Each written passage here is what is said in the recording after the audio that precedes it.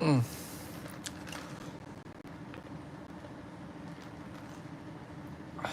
Give me a moment. Let me finish some of the setting ups, and then we can get started.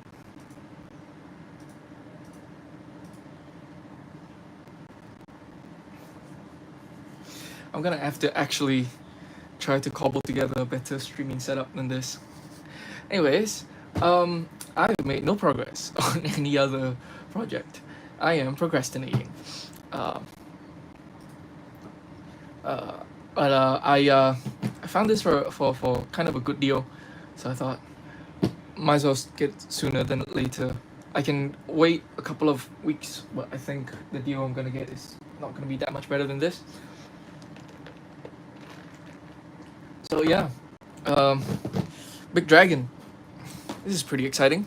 I wonder if it's going to have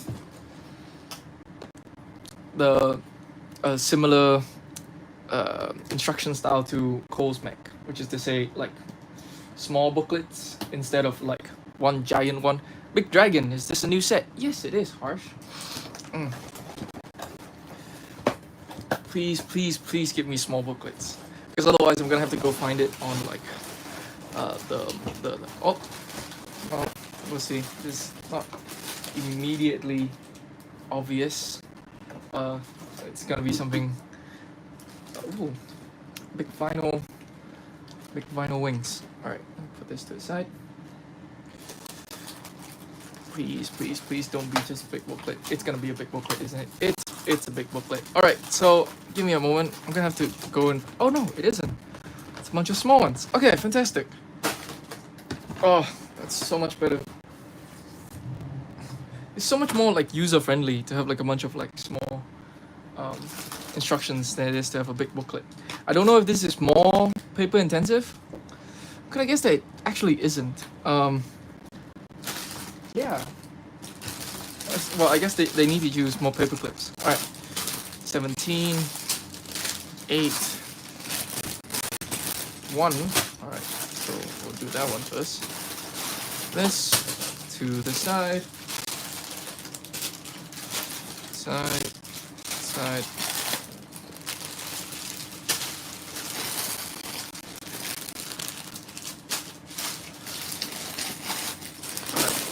Thank you. Two right here. Alright. Been getting back into Gundam and Lego Mech building recently. Very cool. What have you been building?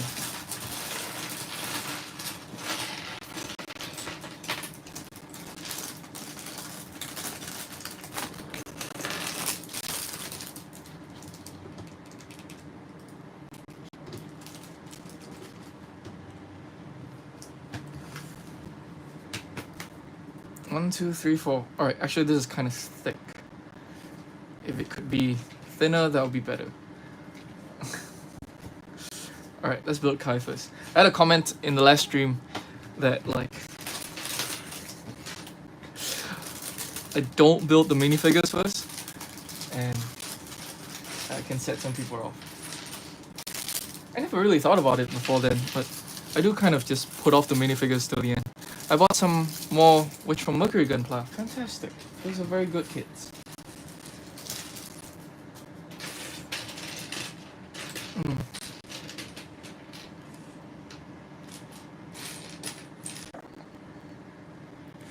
I saw Duckbrick's videos on this set. I really like that this dragon has more articulation in the wings. It does, doesn't it? Yeah, I'm also very excited for what they're going to do with the wings on this set. Dara bought us a great kit. Well, actually haven't had like personal experience with it. I bought it and it's in the backlog. I love this hair piece with the hairband. It just looks so good to me. Like every single one of them, especially Lloyd's. Let's see. All right, scarf. One of the best things about this dragon, for my purposes, is that it comes with like rubber stoppers for the feet, which means that if I build something that's bipedal out of it, I don't have to worry about it sliding on the floor. And also, like the wings and also the mid torso comes with a bunch of joints that I can use. So that's very exciting. Oh wow, he has like a third weapon.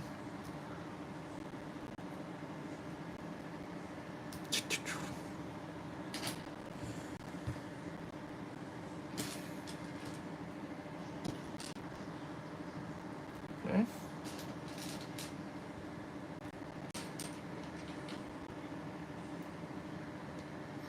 Seeing Ninjago fix as Star Wars fans is always heartbreaking.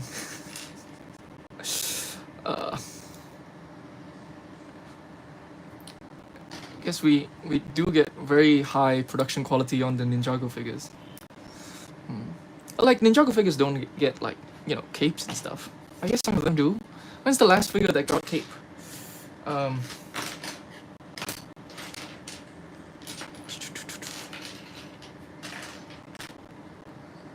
the hell? Okay. This is red. Alright. I'm slightly colorblind and I couldn't immediately see the 2x2 in red, and I was wondering if it's like this tan color instead. Drop that.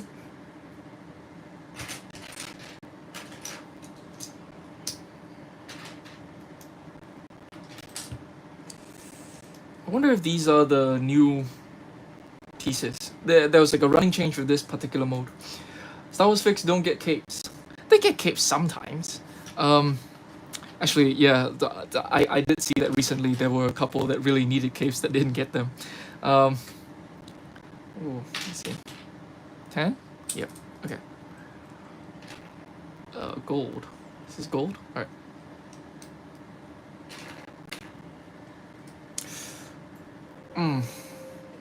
Zelda Gamer Sup girl Zelda Gamer. Bonko, the Ninjago movie set got cloth element for their minifigures. Ooh, is it that far back?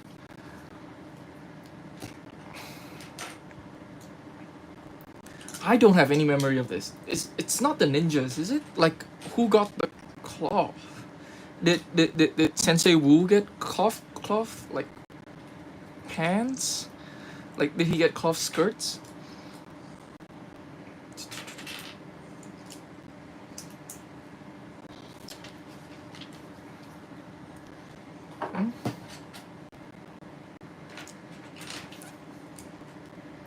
Wu and Garmadon. Alright, I guess that makes sense.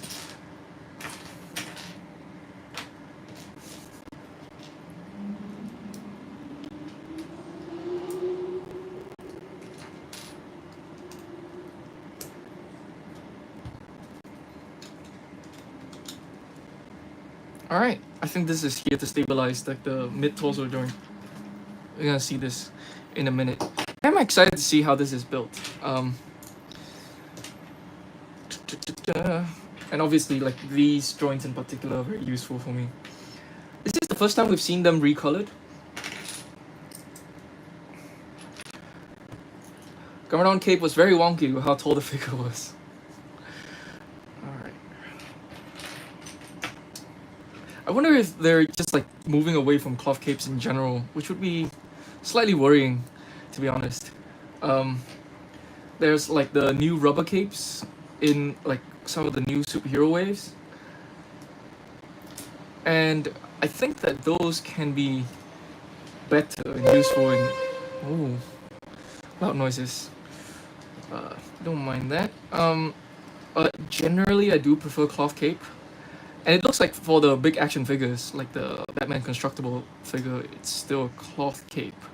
And like the Batman mech, like the small Batman mech, still has a cloth cape, right? Ooh, isn't that interesting? Okay. Huh.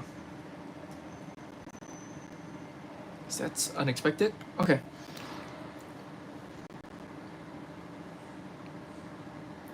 Okay. That. And 10. These dark tan pieces are great for like a particular project. For the Gurn Lagan project, potentially, if I get around to it. Or if I decide to use this set. I might decide that like this is a bit too big for that project, I might want to use like Kai's climber mech for the Gurren Lagann project instead, so that there's like less excess bricks. But like, I do wonder if like what I should do instead. I think this is what I want to do moving forward, which is just like build it at whatever the size that's comfortable is, and then try to build a side build with whatever's left over.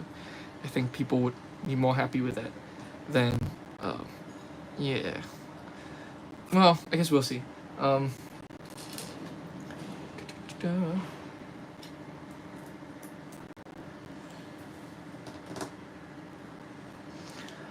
I did like the UCS Batwing Batman that also came in the polybag. It was meant to be a display figure. I prefer cloth capes rather than vinyl or rubber. They feel better. Harsh says I agree. Mm. I think each cape has its strength. I think that like cloth capes are slightly like fragile, I guess. Are they? Like I can imagine them like sort of flaying at the edges, and like I've had figures where like the neck holes sort of like disintegrate and loosens over time, and it's never great to have to deal with that.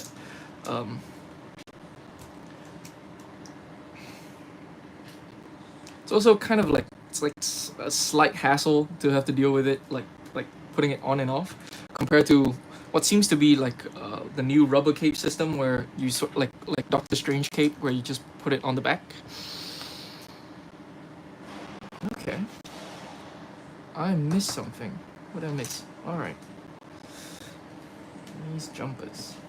Okay, I'm gonna guess that we're using like rounded jumpers here because they're used elsewhere in the model.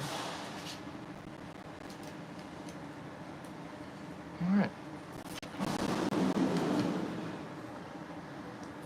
Round jumpers again up top.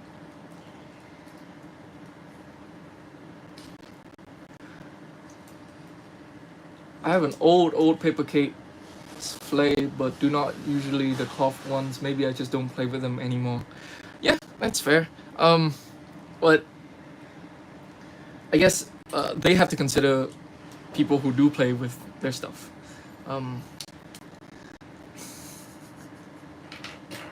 I wonder if like at some point we will get both versions in a set.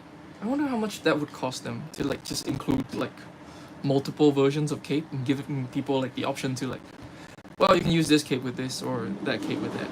Like there's precedent, isn't there? Actually, I don't know. There's like I don't actually remember what they did with that particular set. They did something funky with. Oh, I think I remember. Maybe I don't. All right. So like the Batcave set, like the Shadow Box set, has like two different versions of Batman, right? Like, what is the difference again? Is it like their cowl is different and or their cape is different?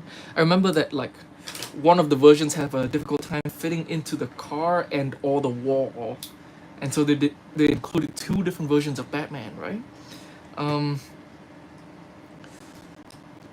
But then that's like two different versions of Batman, and not just like okay, not just like an extra accessory that you're supposed to put to the side.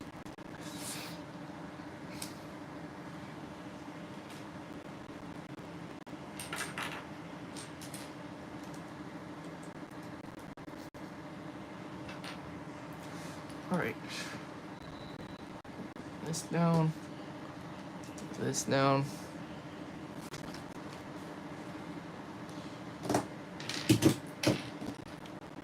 Pin in there, pin in there, and that. That. Big block. Plate. 2x4.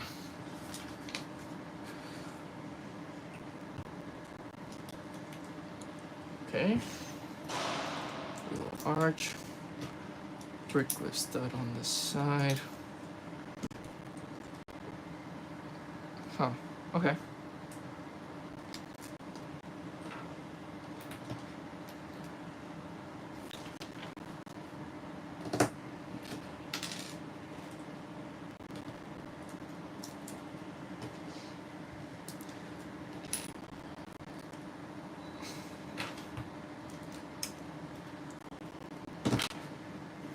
I think I'll go to bed now. Long day tomorrow. Goodbye from the Americas.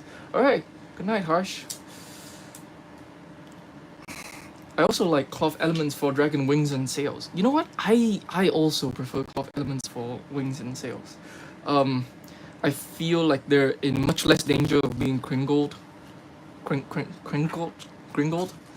They're in less danger of being ruined by like rough play compared to vinyl capes. I feel like vinyl capes can actually like bend. I know like it looks nice, but yeah, I'm gonna assume that like cloth is just more expensive, and like with vinyl you can do more like sort of like transparent effects, and sometimes that is the desired effect. Yeah, okay.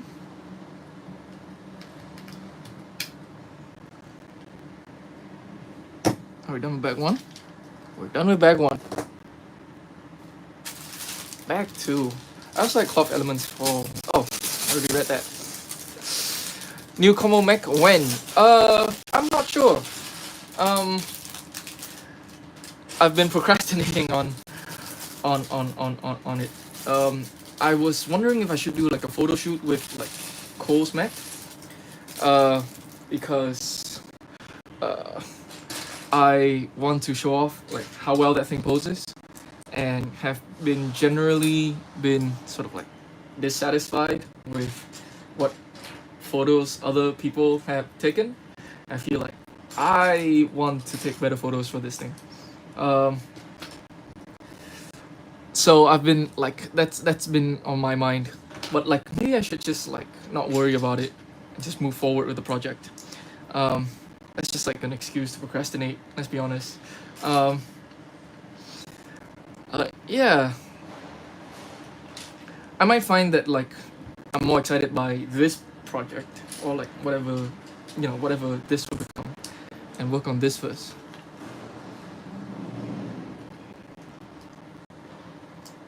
Okay, is that like a 1x3? What am I missing?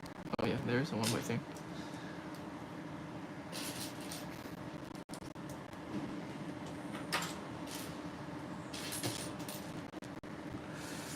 I realize I have a big red Ninjago dragon with vinyl wings and has ugly creases where the wings fold. Yeah, it's rough.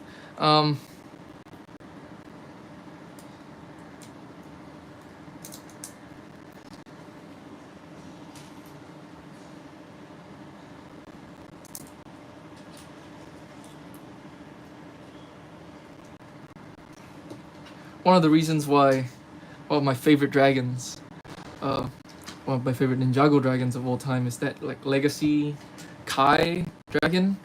It has cloth wings, and like the wingspan on that thing is it's nuts. Apparently, like that's the thing that's I think the second biggest wingspan, with the biggest wingspan being this set now. But like before this, it like it held that title for a long time of like the dragon with the biggest wingspan. Okay.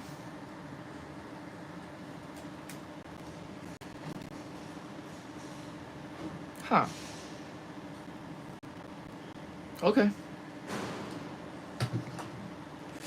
This dragon is like I saw this in a display in the shop, and it's both bigger and smaller than I expected it to be. I remember like first seeing it and thinking that it's like, wow, that is huge. And then I saw a bunch of comparison things like, oh wow, that's actually not that much bigger than all of the dragons that like I've already had experience with. And then I saw like it on in stores, and it's like, oh wow, it's actually quite big. Mm.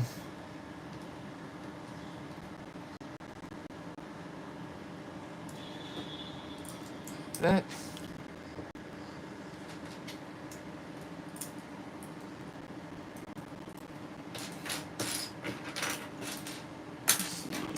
Where's the other piece? Here it is. Wait, am I supposed to put this somewhere? Alright, I'm gonna get back to that. Okay. Okay. Is this for the belly? I'm not quite sure what we're. Yeah, okay. Ooh, alright.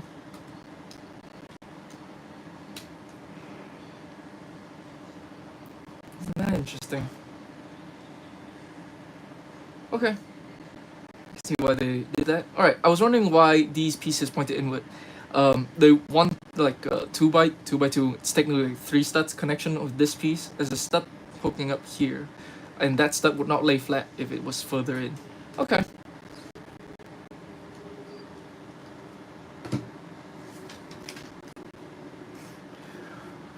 Do you have any plans?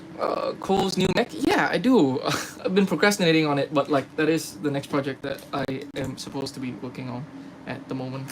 Um, I had been working on like a Cole Dragon mech before the set came out, before the set was announced, with the core dragon and the mid-size mech, and I was just really frustrated with it. I was frustrated with like a lot of like the dragon projects. I keep trying and like I've been getting more and more feedback on like the jank in my mechs, and so I feel like I have to be a lot more mindful of it now.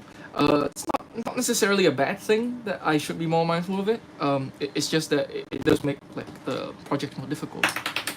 It'll make them better, but it's also more difficult for me now that I feel like, all right, there's a certain level of jank that I can no longer tolerate, and that means that the Lightning Dragon project, the Elemental Dragon, like the Elemental Dragon versus Empress set, becomes really difficult to work with because that set comes with very few, if any, like heavy duty joints. Then like the Lloyd project, also like the Lloyd project is kind of funny because like the problem I ran into that is that it did not have rubber stoppers for the feet, which means that like if I get any bigger, it becomes like it can barely stand up because like the feet would just slide off. Um, Dragon Project, Ice Dragon Project has the same problem, which is that it had no rubber stoppers. So like, and also that set also didn't come with as many heavy duty joints as I would like. Ice Dragon Project might be back on the table given the fact that like Cole's mech is black and white. I think I might be able to combine it with the dragon and then see if I can build like a separate side built with the leftover bricks. Um, okay. Come on. There we go. Also, your mic is having issues. There's some static flaring up every few seconds. Huh. Okay. Let me see.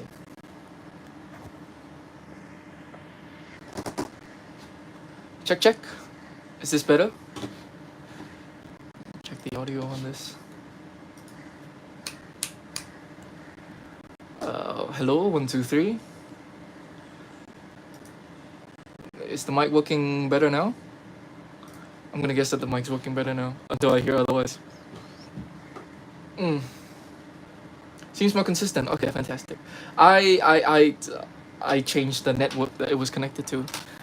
Hopefully this one's more consistent. Oh my god, kill me. Alright, I need somebody to tell me, are these two different colors? Because I can barely tell them apart. Which one's brown, which one's red? This is gonna suck for me. This is brown, right? And this is red?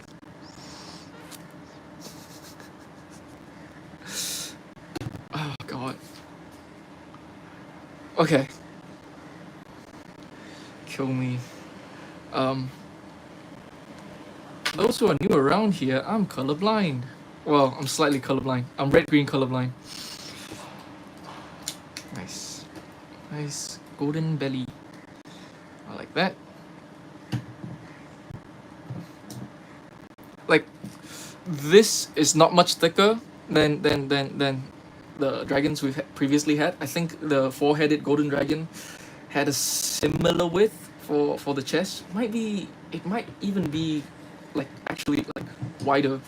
But this is longer and wider by wingspan. Okay. Next bag? I missed something. Just I missed these. Where are these supposed to go?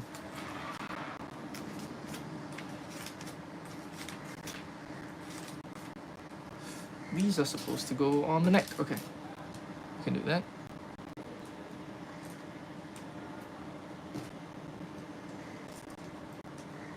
Alright.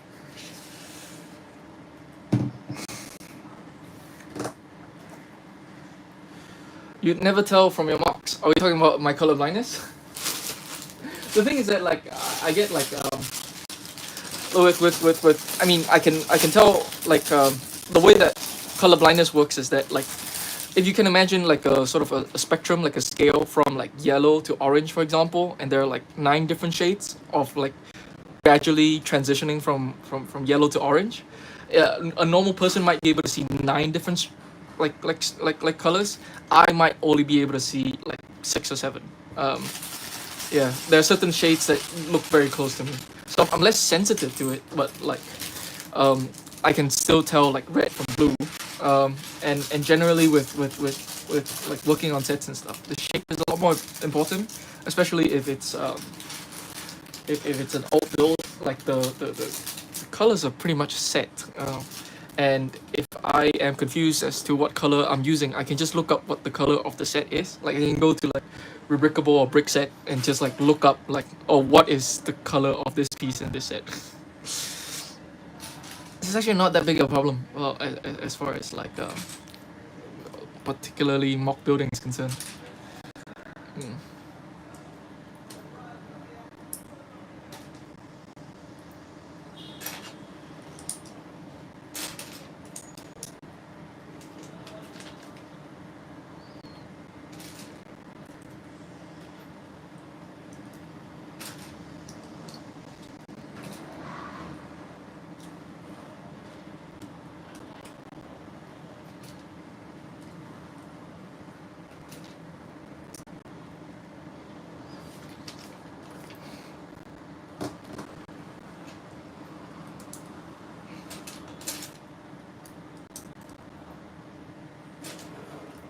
Alright, let's go. I'm gonna assume that this is like the lower half, second half of the dragon. Okay, move this up. Very cool. So this will line up. Da, da, da, da.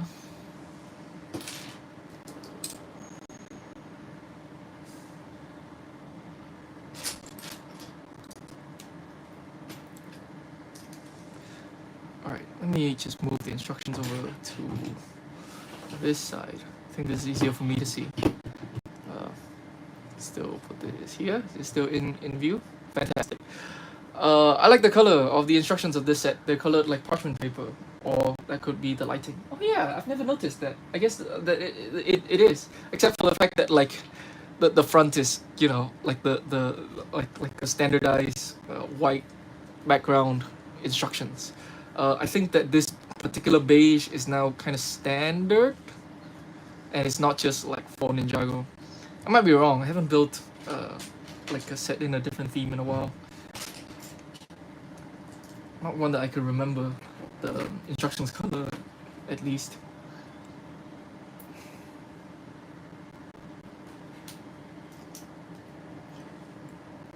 Okay, that's kind of odd.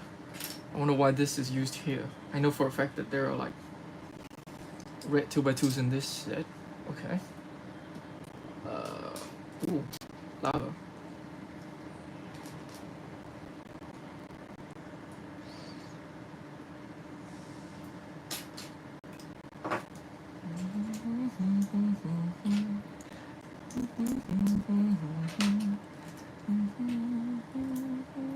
I'm listening to music from the game Lies of P because it's fantastic.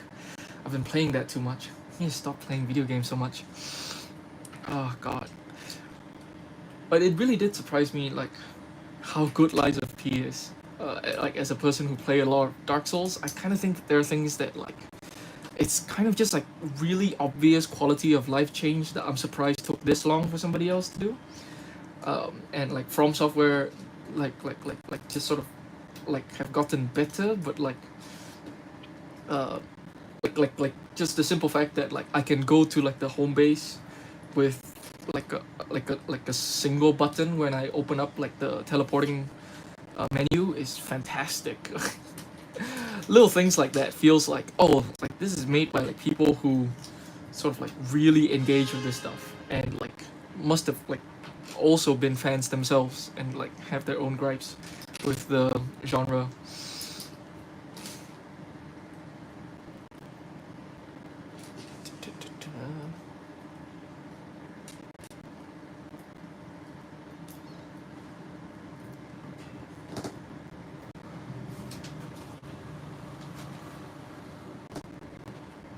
Alright, more lava. Very cool. My favorite boss from that game is Puppet King. What's your favorite boss from Lies of P? The King of Puppets, it's fantastic. It's such a great fight. Like my only problem with the King of Puppet fights is I think that his fire foul dance, like the 10 hit combo, is a bit too harsh. But like as far as like lore and emotion goes, like nothing beats that fight. It's fantastic. I think, well, I also think that Nameless is a fantastic battle. I really like Nameless a lot. So it's gonna be, I think my ranking is like Nameless best fight. Then it's a toss up between Laxasia and King of Puppets.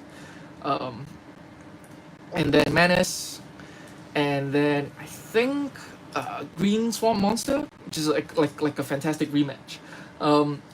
I think that like, especially if you like sort of learn to do Scrapped Watchman properly, it feels so much more rewarding to like, oh, relearn it, like sort of like, oh, I'm familiar with this moveset already, and like I just have to learn like a bit more, and it's familiar. But I can imagine somebody sort of like powering through like Scrapped Watchman without properly learning it can have like a really rough time with Green Monster, because you have to get through the Green Monster phase before you see Scrapped Watchman again.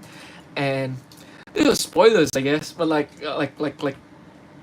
uh, all of these names will be meaningless to you if you haven't played the game, so it doesn't matter that much, I think. Yeah.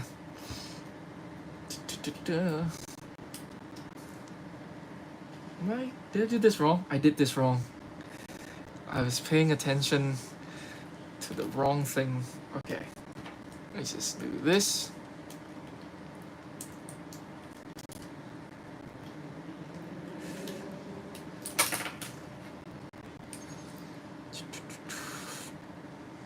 Alright. Is this more correct? Yep. This block goes on here. I was wondering if like anybody else play Lies of P. I was thinking of like contacting some people to see if they want to do like a Lies of P collab.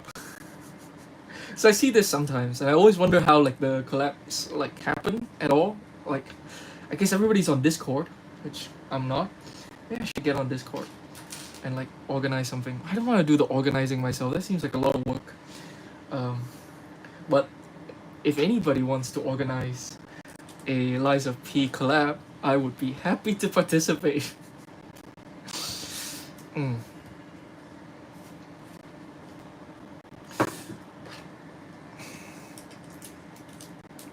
Project Blue, hello, welcome to the stream.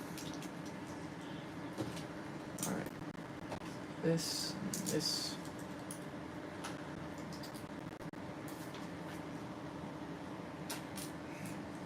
Do that.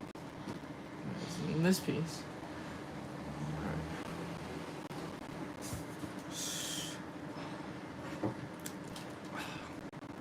It's great to like have this set, but it's not with like for certain projects, but it's not without like downsides. I don't feel like there's too much wasted work as far as like me feeling like, oh, I figured out a bunch of stuff for like how to use the other sets to make Gurren Lagann, for example.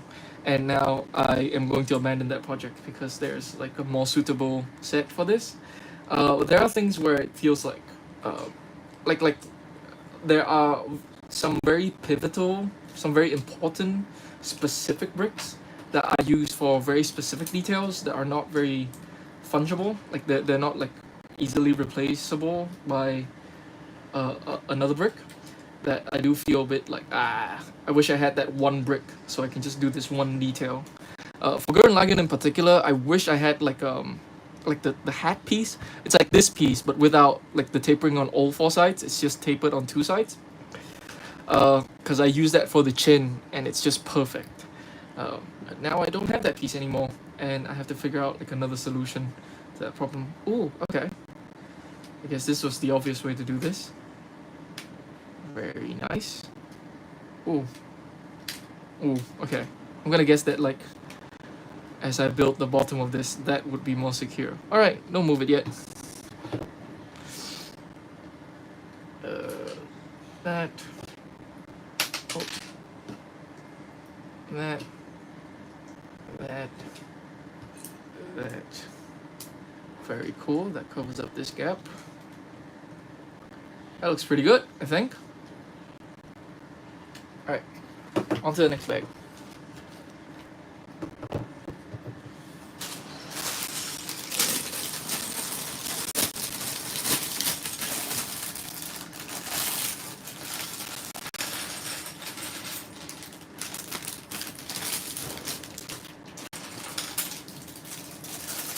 That waist joint looks great. It really does, doesn't it? It's like super seamless. I'm very excited to see how the bottom half looks as well.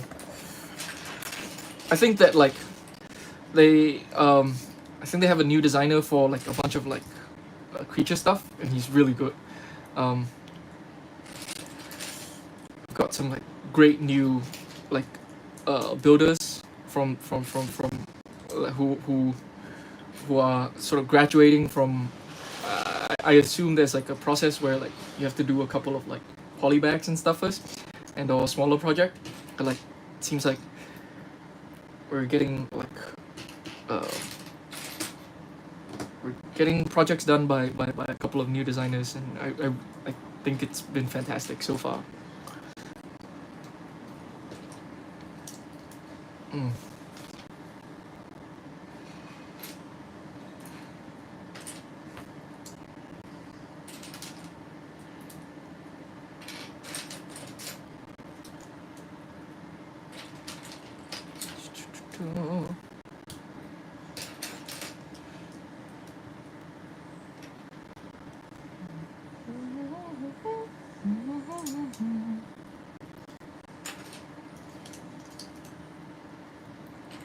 All right.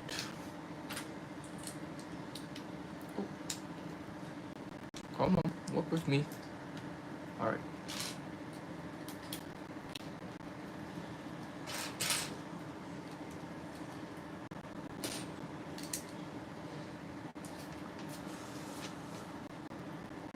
Okay.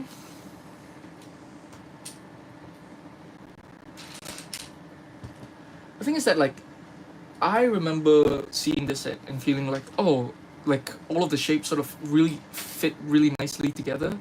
I feel this much less now, like building it like the moment to moment. Like it will be interesting to see how all of this come together, because like my first impressions are that it is a lot more smooth and well defined than what it seems to be at the moment. But like maybe it'll come together in a way where like the whole is more than the sum of its parts, and like certain parts where I think it's kind of like jagged is going to flow more naturally with like a bunch of shapes that I have yet to put in place. Big dragon go, bro. Yeah. It do be. Alright. Okay. I'm gonna guess that this is how we're going to do upside down building for the belly for the back. Alright.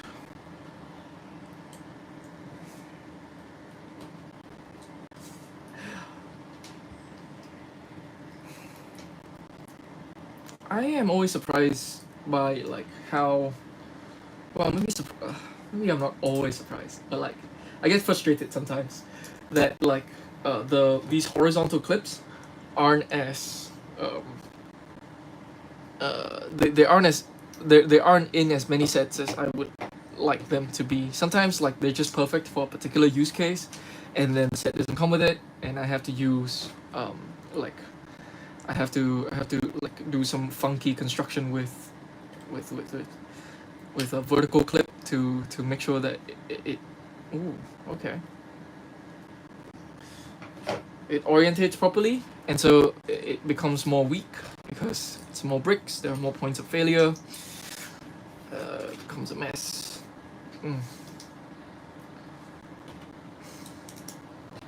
But you know, like that's just the nature of the stuff that I do, I guess. The thing with building alt builds with like sometimes suboptimal stuff is that it forces you to consider more options, and like having considered those options, once you do have the like the option to use that solution in other contexts, it's already there. think that like there's a part of getting better that's just like doing a bunch of what seems to be wasted work in the moment because you don't know when it's gonna come back, and that can be kind of frustrating sometimes. I really wish Lego would make pieces with anti-studs on both sides. It make them upside down building way simpler. It will be so abused though. We'll see what happens. I think that there's a reason why they haven't done it yet. Like in a way that's just like one plate with like studs on top, stud at the bottom. There may or may not be a philosophical reason why they're doing it. Like it's a deliberate stylistic decision rather than um, like a technological problem. Um,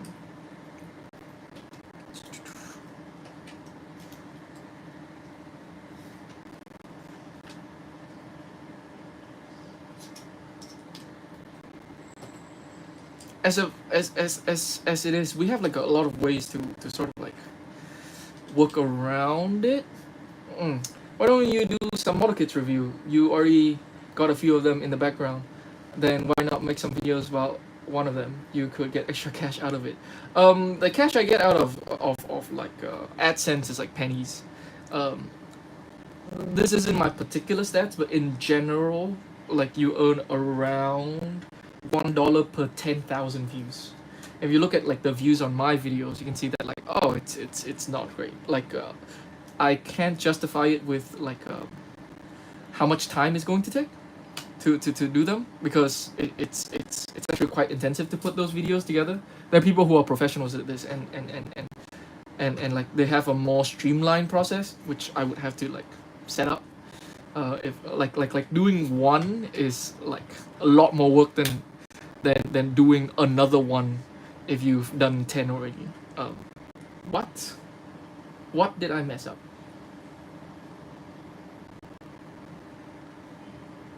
Huh. Why? What? What happened? Okay. Alright, if you're wondering why I'm flipping back, there are these two studs here that points forward. I'm not sure if you can see that. And they seem to do nothing, which is very perplexing. And I'm wondering if I missed a step somewhere where they do something. Is it like... Huh.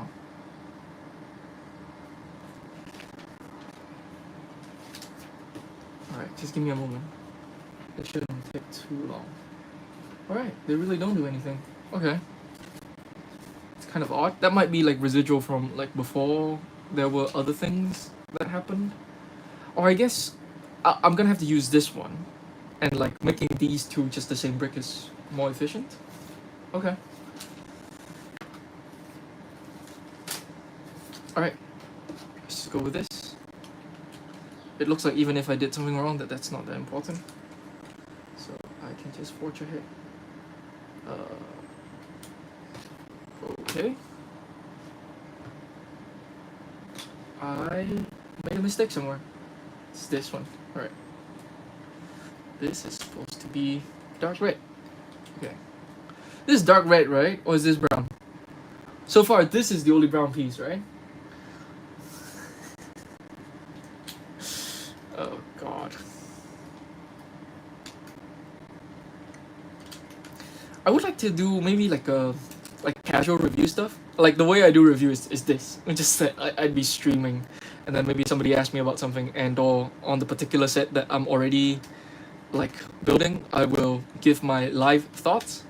But yeah, I was wondering if I should like maybe write a review, like written reviews with pictures, but nobody reads. So I also feel like it's gonna be a lot of effort for not that much gain. It's for like just myself. I am thinking about writing a review for like Coast Mac. I would like to think that I do have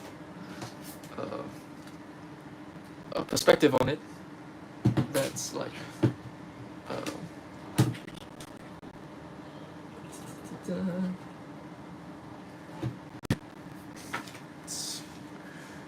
might cover some stuff that other reviewers don't engage with. All right, number 5. Let's go.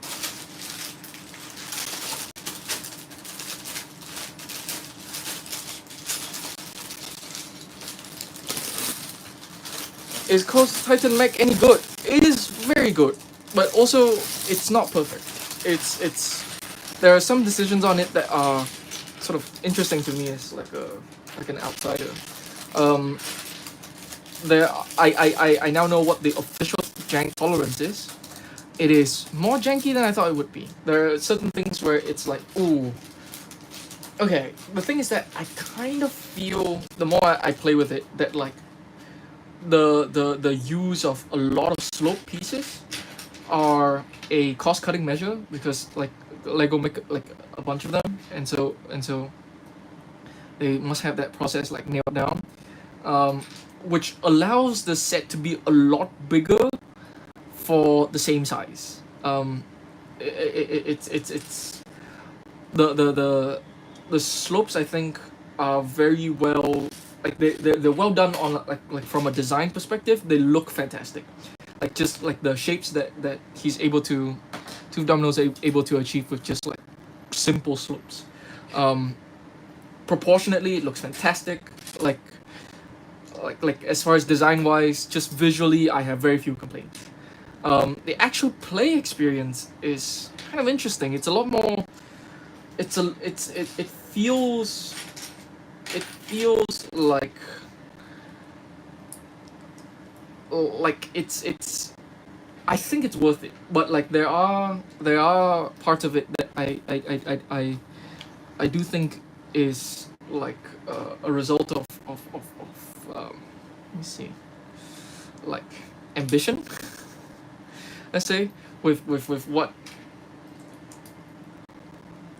that set wants to be. I hope people like it. We'll see what the feedback is. I think that if most people just do what they usually do with mechs anyway, which is just to like let it stand there, I think it's actually like it does that really well. It's fantastic. I think that the hip joints requires more support. I felt that way about my mechs.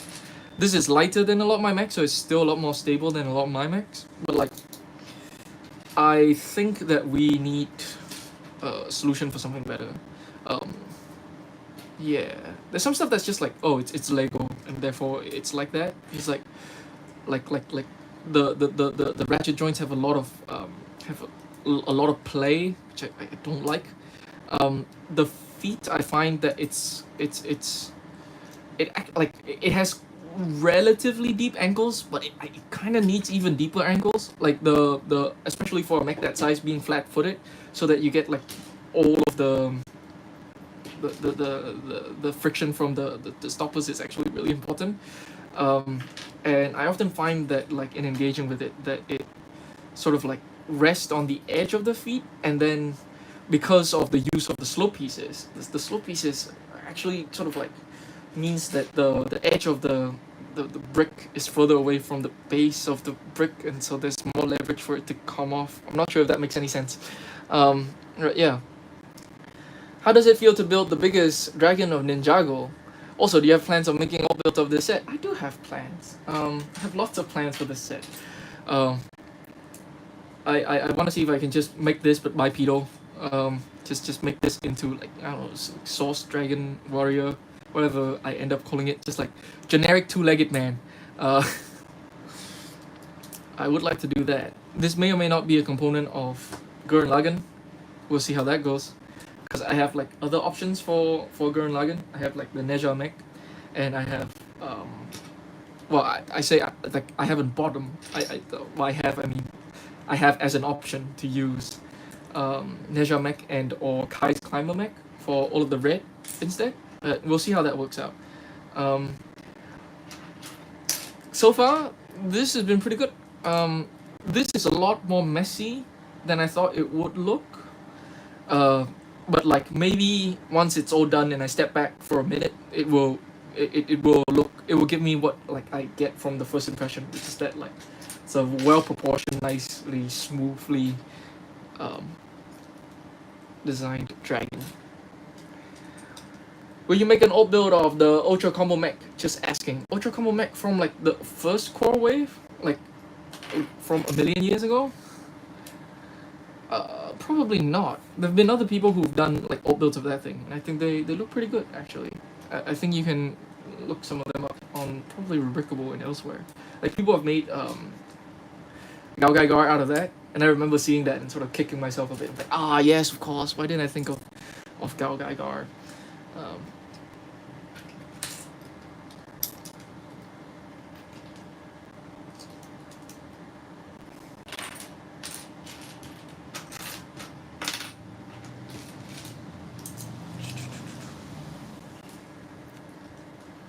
Have you thought about combining dragon sets to make a big dragon alt build? I have thought about like making a dragon. Big dragon, not yet. I feel like I am less interested in dragons than I am in mechs. But maybe eventually. Yeah.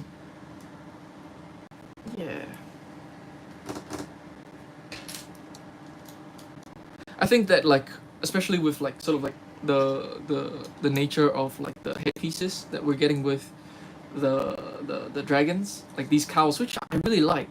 That's going to limit how distinct I can make like the the the a potential combined dragon. And if I brick build the head, that's like a whole thing. I'm not sure if I'm willing to engage with that problem like at the moment.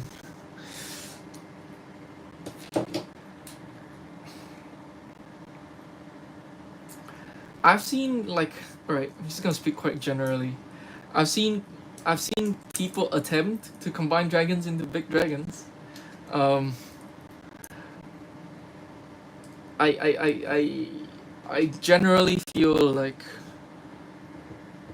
I see a lot of limits with like that are like, oh, this is just inherent to the project that I kind of don't want to deal with. It's like it's the jank problem. I feel like.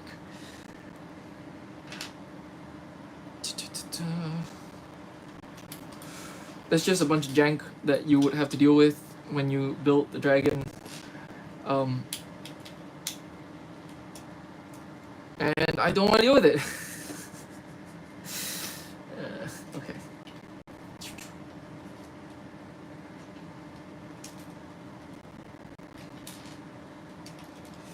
But like, I need to get better at building creatures, just in general. That's not just like a bipedal man. There are other projects that I have considered, but yeah, they might still happen. Actually, we'll see. Okay. I think that like the thing is that like it feels like the thing that you have to do with like sort of plastic toys of like four-legged creature is that their torso always looks super thin to me, and I've looked at like references of like, you know, creatures like dogs and cats and wolves and stuff like in real life, and it's I feel like my brain is still having trouble wrapping my head around like how thin the torso of creatures are, because of how fluffy they look.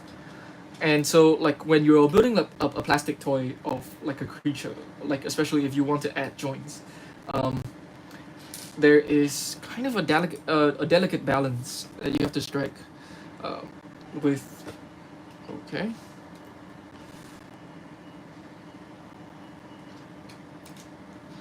Because also like, oh god, this is getting into like details that nobody cares about. Oh, okay. Wait, then what the hell was the point of? Okay, it's fine. Whatever. Don't worry my little head about it. That is very secure in place. It's not going anywhere. Okay. This is a sticker. Okay, that's fine.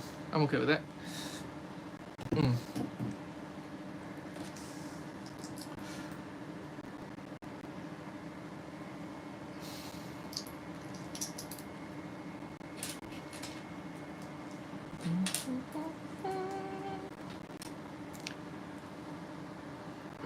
This is brown, right?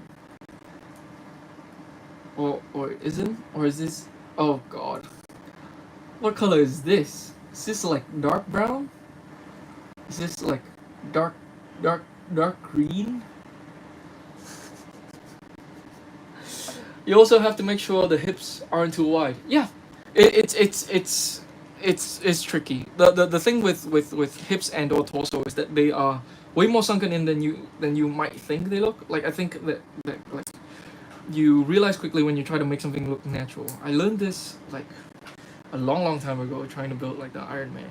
I'm not sure if that was the particular one like that I learned this on, which is that oh, like the shoulder sockets on real humans are actually, or not just humans, but just on creatures, like in the biological world, are a lot more sunken into like the box that we think of as the torso than we might think. We might think that it's like, oh, it's a rectangle. We might think of like creatures having like Minecraft, sort of like. Well, actually, even Minecraft creatures don't have shoulders at all. But like Minecraft humans are just like a block and then two blocks on the side. But like the shoulders are a lot more sunken in. Um, yeah, it's a lot of stuff that like I need to learn to do well at some point. And I recognize that it is important for me to get better at it. I just sort of am always in a position where I feel like a bunch of like projects I'm not done with. I need to prioritize that first, but maybe someday, um, if I have a better streaming setup, maybe find better ways to like fund just the process of building rather than just like having like a final product to sell. That will also open up some constraints for me. Um, I mean, loosen some constraints for me. Maybe. Oh, okay. Maybe that can mean that like I am afforded more opportunity to sort of like learn on the spot, on the fly, on stream.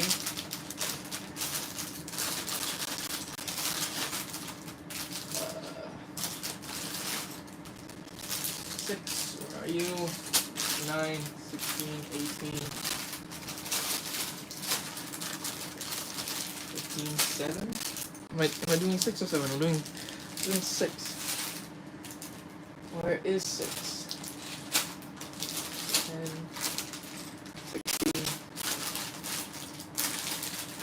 This is fun. This is not fun. 6. I found 6. Alright, here it is. The ball joint is brown. Okay.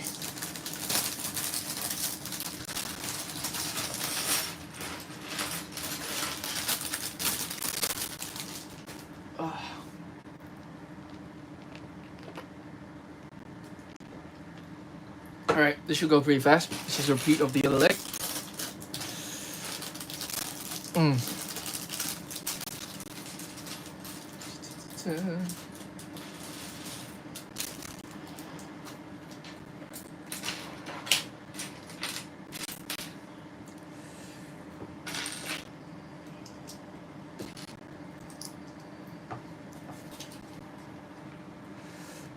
Why is it back here? Alright. Okay.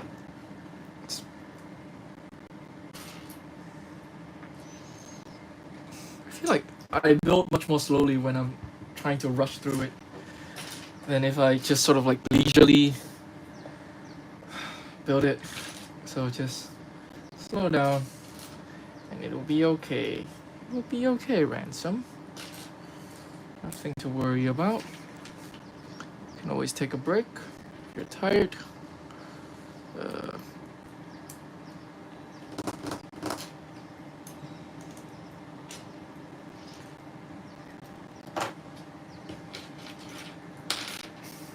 Also, reference pictures are your friends. If you can't figure out how an animal is shaped, use anatomy diagrams. Yeah, those can be very helpful.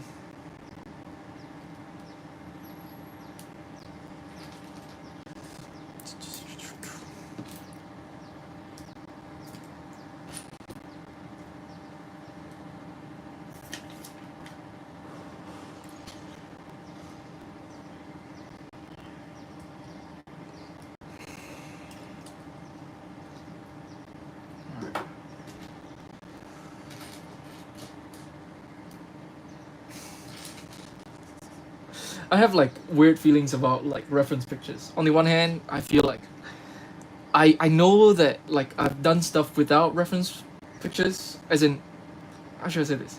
I know that yeah, I've done stuff without reference pictures, and like they're okay. Um, reference pictures always make the process easier. I always feel like a bit of a hack using reference pictures. Like, no, this is how this works. Like, don't worry your little head about it.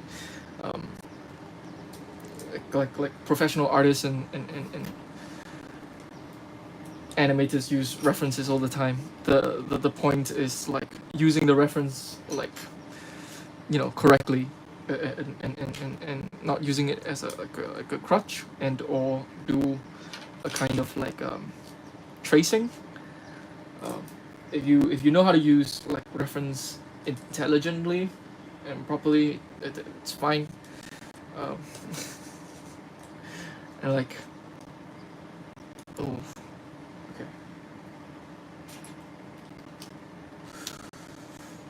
Oh,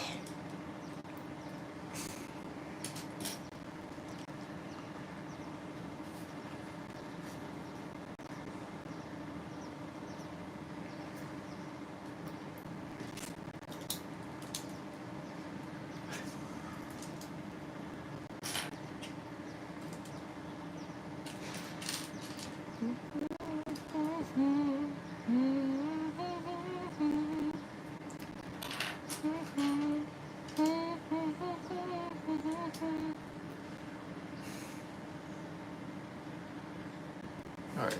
Really hope I didn't mess up somewhere. Uh,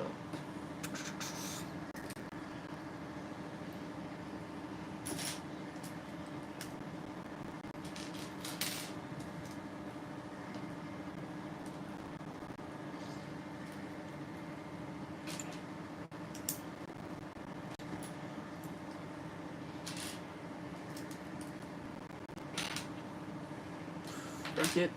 Where are you? I need one more. No. Is it in the bag? The instructions in this piece? Oh, it's here. Okay.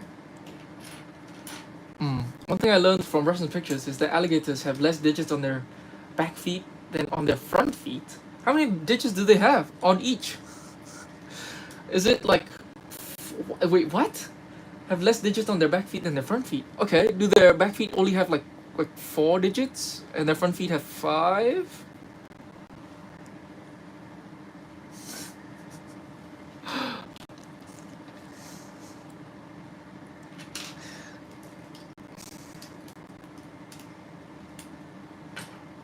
On the conversation of digits, I think that it is kind of funny how like when you build Lego creatures and or bipedal human forms and stuff, that like the number of digits that they're supposed to have like is just like completely all over the place most of the time. It's like, yeah, don't think about it too much. The idea is that it has digits. Um, they have 5 toes on their front and 4 on the back feet. Oh, that's fun. Do they have like thumbs, like recognizable thumbs, or is it just like a flat thing? Is there like a finger on the inside that looks different than the rest of them for the front and the back foot?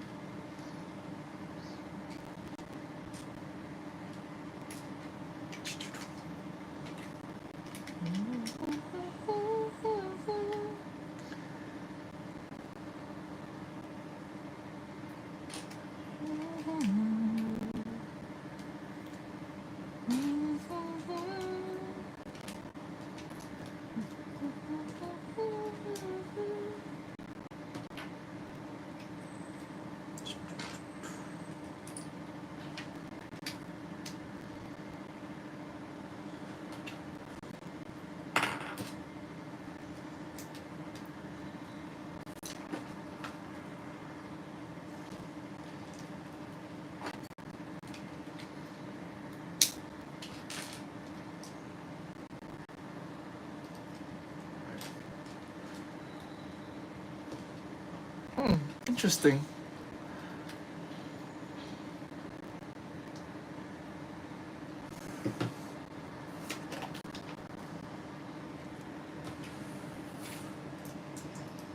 Okay, let's go go. Let's finish this front leg.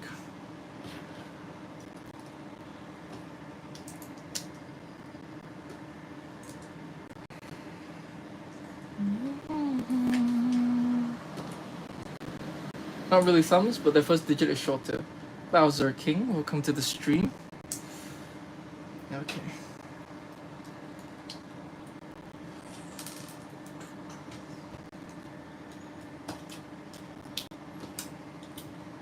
I do think that like oh god, I need to stop like starting a sentence that way. I think sometimes people can be too beholden to reference images. I think that like sometimes things look more accurate if they are less accurate. I feel like, or maybe this is just like a design philosophy, like that, like people have different ideas of what they want in like a model. Like my go-to example of this is like a lot of like Lego cars, like Speed Champions and stuff. Like sometimes you would see some stuff that's like, oh, if you put the line art next to it, that there are inaccuracies that you can find, but that the inaccuracy actually makes a thing look more accurate because our brain doesn't process it like accurately. Our brain process sort of lines and chunks of shape. So sometimes like a thing is more smooth and looks more good and like the thing, even if like technically it doesn't fill the same volume and or mass. Okay. 7.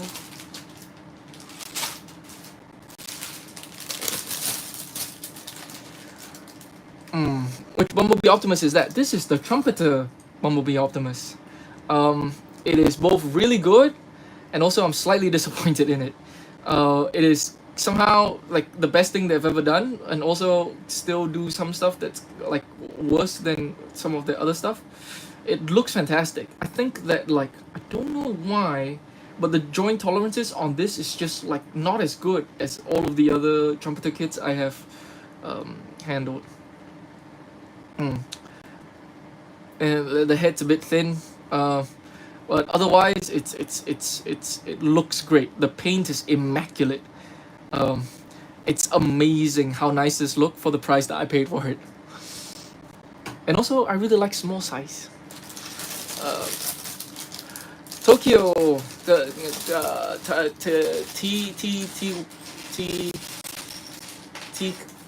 T-Co T2.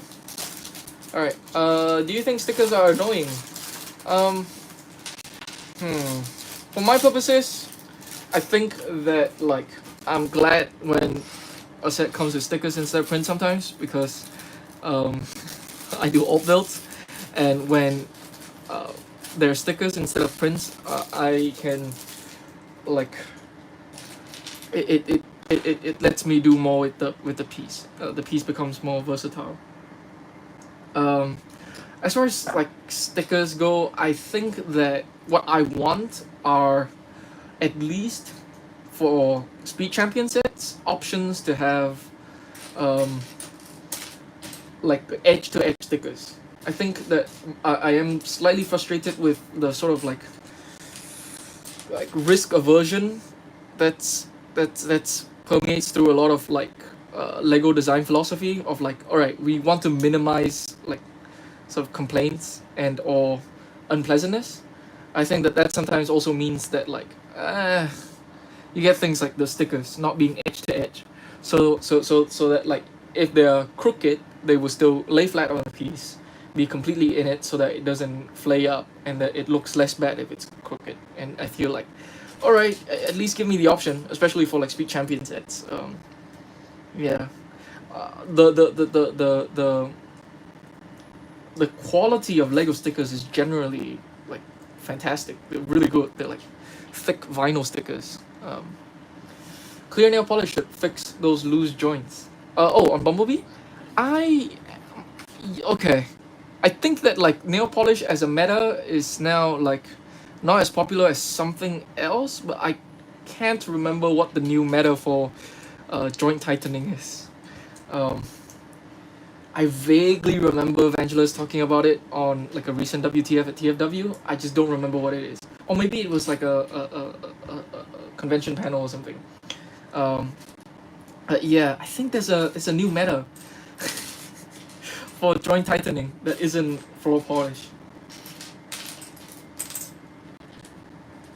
It's not that bad. Well, I don't have his gun with him because like he can barely hold his gun, uh, without like the arm just completely drooping immediately. Um, he comes with like an extra nice box as well. It's so weird. Like that Optimus is simultaneously like the best thing they ever did, but also comes with a bunch of problems that like nothing else had up to this point. Floor wax? Is that what it is? Yeah, it might be floor wax. Use paper. Paper is a bit too thick, I think. It depends on what kind of paper, I guess.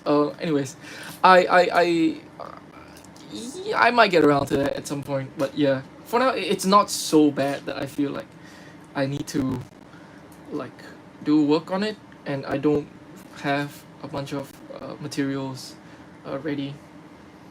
Mm.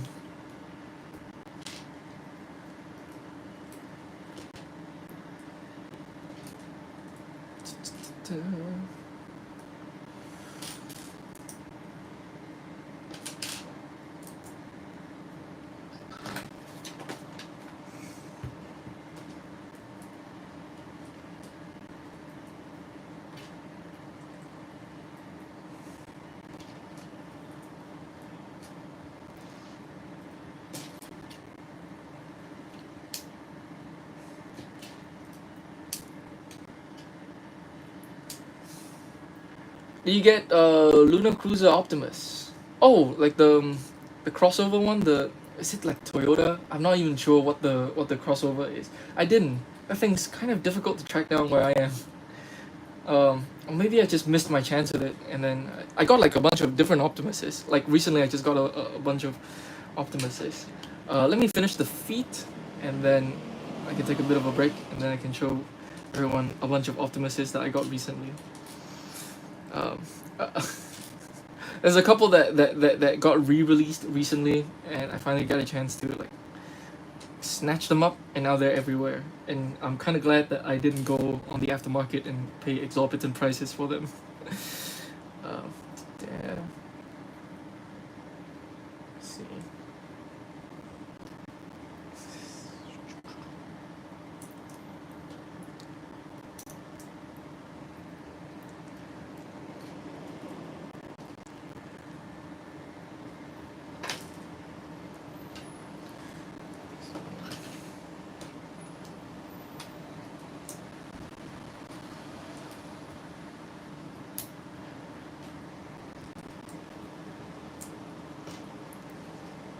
Stopper. This again. Is it this again? Yeah, this again. This up top, I think. Yep. And this at the bottom. This at the front. Locked together with a jumper. Yep. And that.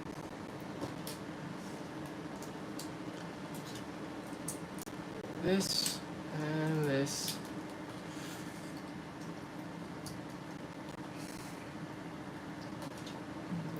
That and that. This at the back. This at the back. One, two. I'd rather get transformers that can actually transform, and transforming's half the fun. I mean, yeah, like transforming is fun too. Like you know, why not both? Like I have. All right, give me a second. It's funny you should say that. All right. Okay, I think we're. Are we halfway through? We've got to be halfway through, right? All right. So, one of the things that I got recently, finally, is this guy. I finally managed to get this guy because he got re-released again, and my local toy store stocked them, and it's pretty good. It's like Trigger Happy Shoulder is Trigger Happy Shoulder. There's nothing I can do about that. This hip design I would like to see on more things, of like offsetting the hip forward. Like actually the backward movement isn't that important. The alt mode has the thing like We all know the alt mode has the thing, but otherwise, there are elements of this that I have already experienced with Reactivate Optimus, that I think works pretty well here. Um, yeah, and like I can have both. I can have one that looks great. I have one that transforms. And I think that they're optimized for different experiences. And yeah, I don't think that one it validates the other. I also got this guy. Finally, this is my like finally I get to experience this mode. And my opinion is that I don't think it is as good as this one. I think it just doesn't look as good as this one. Like I think the shoulders are kind of wonk. Like the butt flap sort of messes up with the silhouette a lot more than this backpack does for some reason. The leg transformation is not as interesting as this one. Um, it has a better looking alt mode, but apart from that, I think this guy is just kind of better in almost every other way. Um, yeah, but I also still am pretty glad that I got this. I think it's cool, and I'm glad to have it. Like it is really fun to just fiddle and transform. This hip design I have mixed feelings about. I kind of feel like I much prefer what they did with, because I have them right here. This particular sound wave also has like a hip skirt that moves with the leg, but like when it's standing still, I feel like it fills out more of like the waist. That like I don't like the feeling of like this belly section sort of being like further um, forward than the hip is. I think that looks weird, which is also why I think this just looks better. I think this has a better looking diaper, for lack of a better term. Yeah. So that's been my Optimuses. I don't know if I ever showed this off on stream, but I also got like Reactivate Optimus from like 10,000 years ago, like when it came out. And this is like quietly, maybe not that quietly, one of the best Optimuses ever, which is hilarious because I don't think the game's ever going to come out. Well, like it has the I think yeah I think this has like SS102 like arm flaps like these, and like it incorporates a bunch of different. It has like the opening torso from the Earthrise Optimus. It feels like it incorporates a bunch of lessons learned from all of the other Optimuses. It just feels like a fantastic sort of like culmination of technology. Yeah. Anyways, it's got like a gun with a short handle. That's my nit. But otherwise, it's great. If you can track this down, like this is one of the best Optimus toys that exists. It's kind of incredible in that way. Anyways, so that's been my Optimuses. I take a swig of water.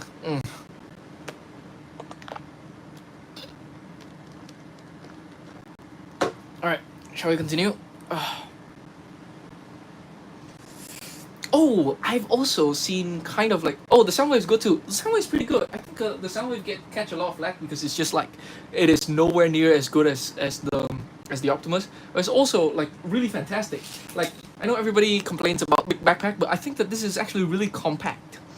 And like I think it has a like an interesting shape to it, and it doesn't feel like it's got bits flailing around. It just looks like like a unique silhouette, which is different from the game silhouette. But like, I just take it as like an independent Soundwave design because that game's never coming out. Oh god, we have fun here. I think that this 2-pack is like way better than the Starscream Bumblebee 2-pack, which I also have. I think Bumblebee has a very interesting transformation. Unfortunately, it's a very interesting transformation that that results in him not having a waist join, and that's a bit difficult for me to let go of. But like I like that Bumblebee design actually. It looks really good to me. Okay, 5, 6, 7. We're done with that. Okay, we're like 40% through. What in the living hell? How big are these things? Okay, I guess there's like a whole head and tail. Alright, let's do back legs first. Aaron. Alright, Aaron. Let's go.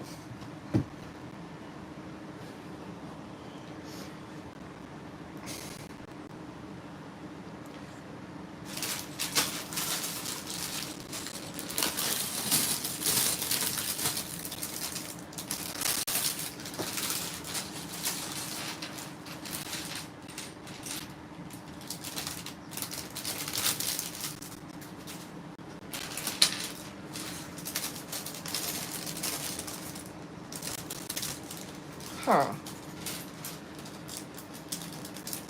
I okay. Somebody reminds me. The front legs are like, yeah, okay. I just checked. The front legs are, oh, okay. The back legs are bigger. You know what? I think that's okay. Um, we haven't had one like this for a while, right? Where the back legs are bigger than the front legs. Um, oh man. Even when I think that like, oh, we're doing like a vanilla sort of like dragon for the biggest dragon ever. I did not realize that it is kind of a unique trait that this has like a chunkier back leg than it does the front leg. When was the last time we had it?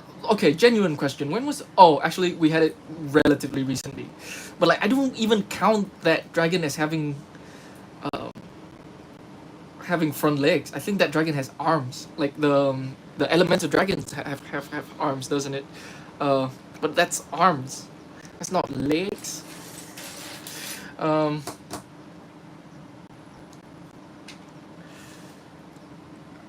So before this dragon, what was the dragon of the last wave? What was last wave? I can't even remember what was in last wave. Last wave was Dragon Rising Wave 1, right? Yeah, that was the dragon of the last wave. Is the elemental dragon, right? Before elemental dragon was, I think there was a core wave, wasn't it? Okay, hook shot. Trying to remember what was the dragon that was before elemental dragon. Is it the ice dragon? It's the ice dragon, isn't it? It's the big ice dragon. Yeah. Yeah, the big ice dragon has 6 legs. Two front legs are the two biggest legs. Um, Wings are huge. Ninjago dragons usually have pretty thin wings that are basically scaffolding for the membrane, but this one has pretty thick wings. I guess we'll see about that in a minute. Okay.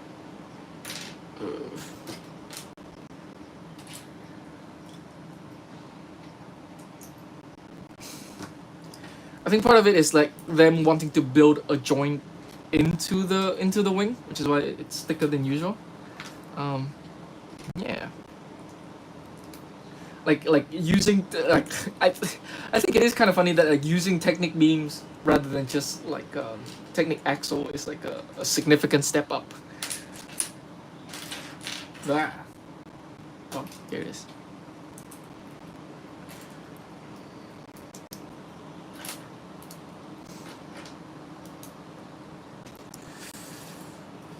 Oh man, brackets galore. This would be great for me in particular. uh,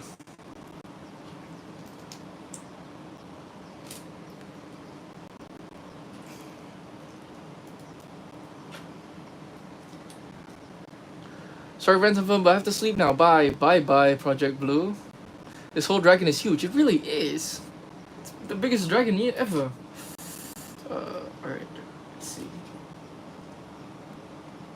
Okay, they're doing a thing with this dragon that they've done with dragons before, and it seems like they always will. That I don't know if I like this decision. I'm gonna show you what I'm talking about in a minute. Alright, so with both the front legs and the back legs, the way that it's oriented is such that the outward joint is inside of it's inward towards the torso. Okay, it's like the outward joint and the front and back joint. And usually for like a natural action figure, you usually have that inverted. You have like the forward backward joint inside and the outward joint outside. Sometimes it's not literally outside. It depends on like what parts are attached to what part. But like, if you pay attention to this stuff, you know what I'm talking about. And it's just like it's slightly more difficult to work with. Yeah. I wonder if this is just like the reason why this is the case it is like there's a stability reason that I'm not thinking about. Otherwise, in general, I just feel like it's a lot more natural to handle like a thing where like the outward joint is on the outside of the forward backward joint. I like the dragon with thick wings. It's more realistic for the wings to be thick and muscular. A lot of power muscles is needed to generate lift from flapping. I agree. I think that makes sense. Okay. I'm in the living hell. Oh, okay. I missed a whole step.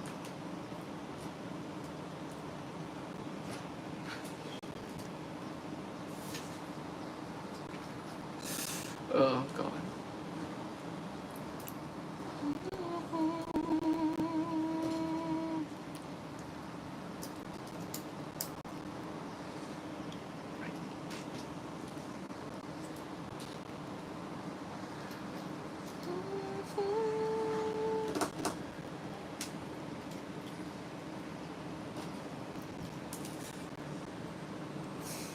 That's also why they got deep chests.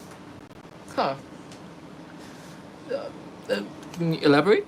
I'm not sure what you mean.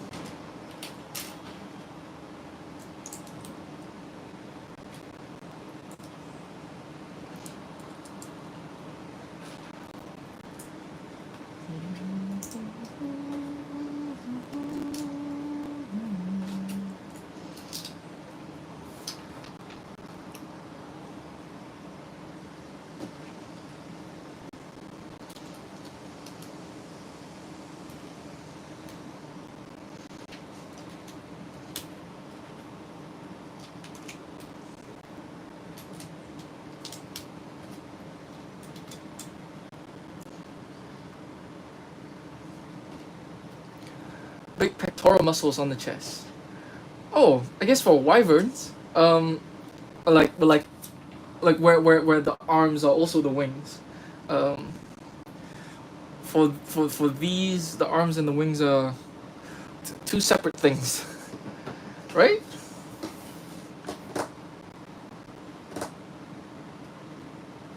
If we're talking about like them needing like strong joints and like big muscular joints for generating lift. The pec muscles make sense to me. It feels much more like you want to keep the muscles like near the body, like the most of the mass near the body, have it be really strong, but have the actual wing part of the wing kind of like light, so that it's easy to flap. It needs to be light and robust, rather than heavy.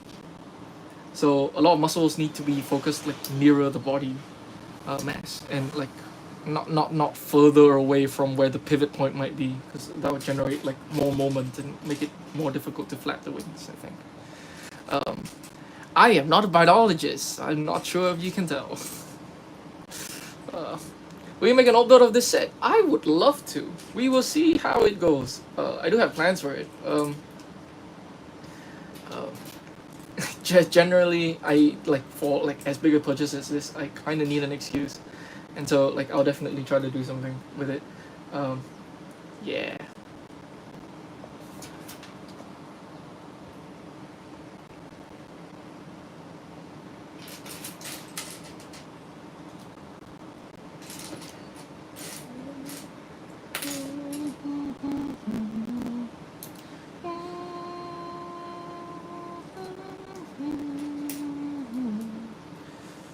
Okay.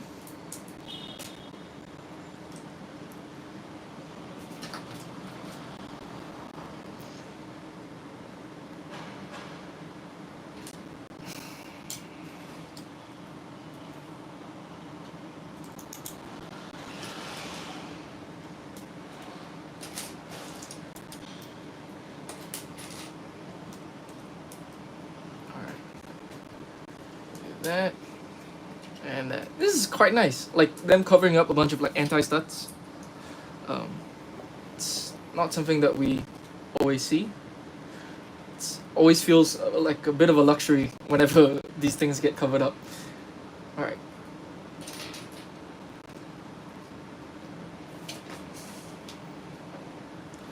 Of all the dragons, I think this one is more natural. It is very like natural looking. I really love that. I think that they've gotten better and better with like dragons. um, and like each one looks better than the last, or at least like each batch of dragon looks better than the last. Especially like more recently, I think that like they've all looked fantastic. I think that since what was it? I think maybe since I don't know the chronology of these things very well.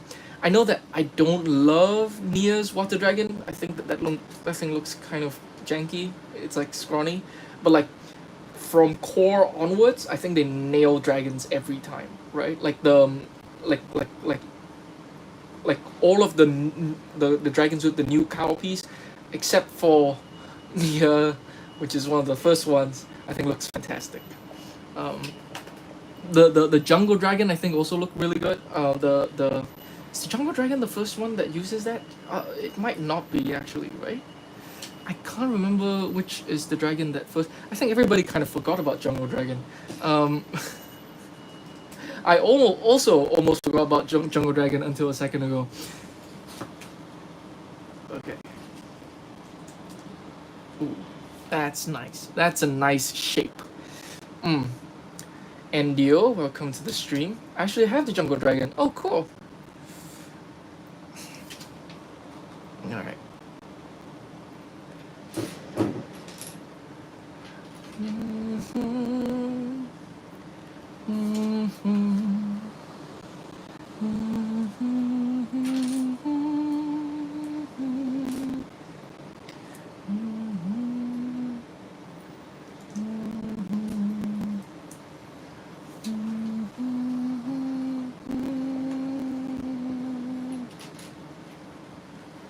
Okay, I messed up somewhere.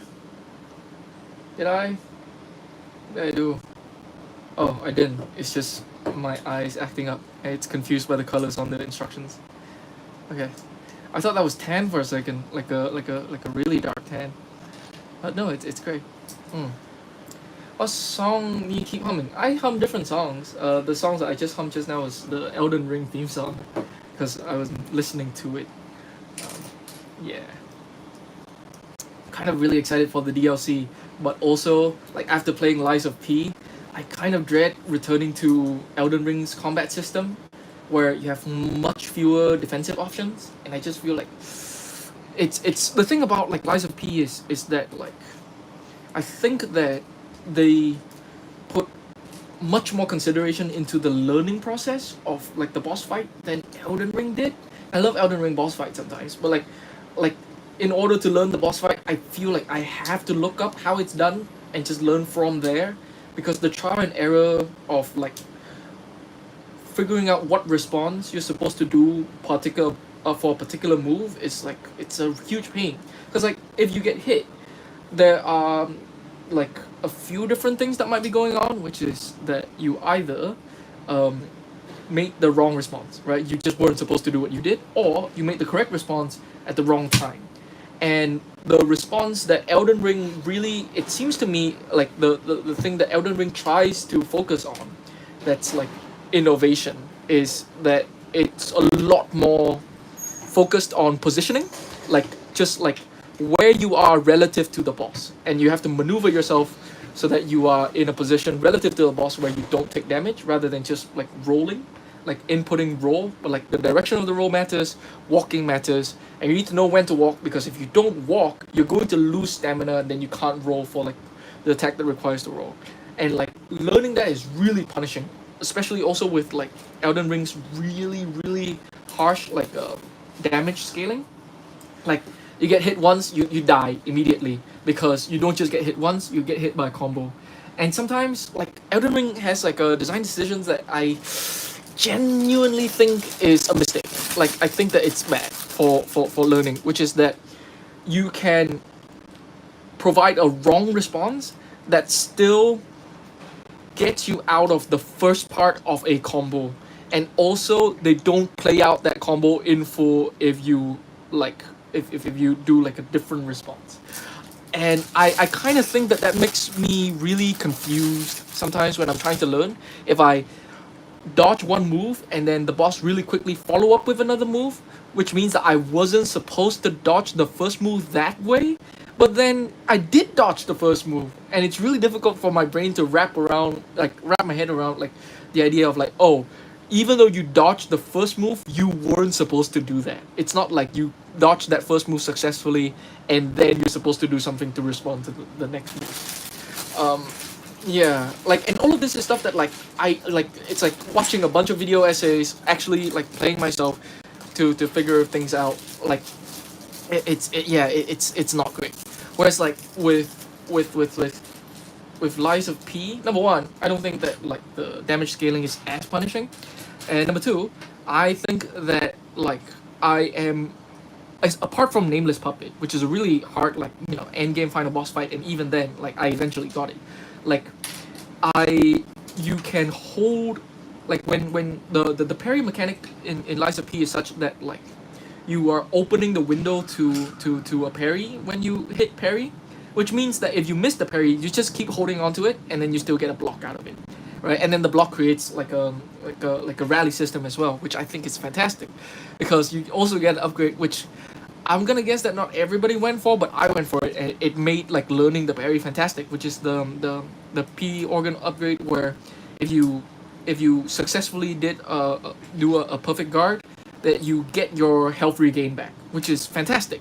Then like when you're in a chain, you can slightly miss a few of them and still come out with most of your health, because you gain them back by perfectly guarding on like later attacks. And like I feel a lot more like, oh, I know if my guards are too early or too late, and the dodges are very forgiving. You can like as far as dodging goes, it's almost like easy mode. But like there's still like a layer to it that's like deep, which is that like the direction of your dodge will allow you to do like counter attack, and the thing that's like natural for you to do is just getting away is suboptimal, and like it's just, yeah, it just feels a lot better when you're learning something where I feel like I can feel myself getting better a lot more than with Elden Ring. Yeah, but I am looking forward to that DLC, just purely for the exploration. Um,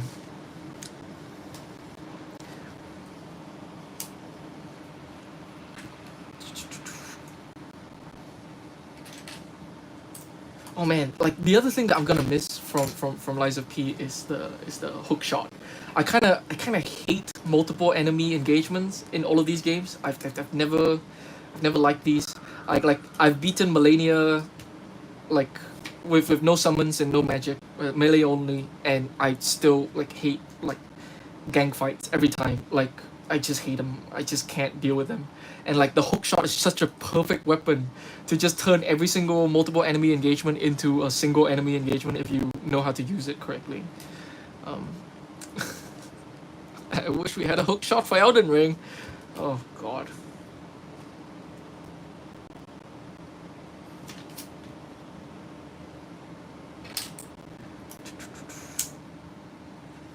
Okay. Do. I did something wrong. Alright, here we go. Some of the enemies and bosses are really annoying in Elden Ring. Mimic Tier really helps. Yeah, it does. But then it makes me feel like I'm not playing the game. That's like a whole different game. Like you can go through Elden Ring using Mimic Tier. Actually, like I don't use Mimic Tier. I use Tish. Like if I get into like a dungeon and it's an annoying fight, I can't be bothered. I just Tish, like handle this for me. I don't care. Like I get into like a random dungeon and there are two pumpkins. Like yep, Tish, handle this for me. I don't care, right? Like there are bosses where it's like okay, there's like they put in a lot of effort to like create the boss move set, and I want to engage with this because like it's a different subjective experience to summon versus to actually fight the boss and respond to like the attack, and like responding to attack like is fun. Like it's fun when like, and like that's what these games are for, I think, as in like I don't mean that like this is the only way to play it, but it feels like a lot of effort is put into creating an experience that you can have, right? And like the option is there for you to engage with it if you want to. um Yeah.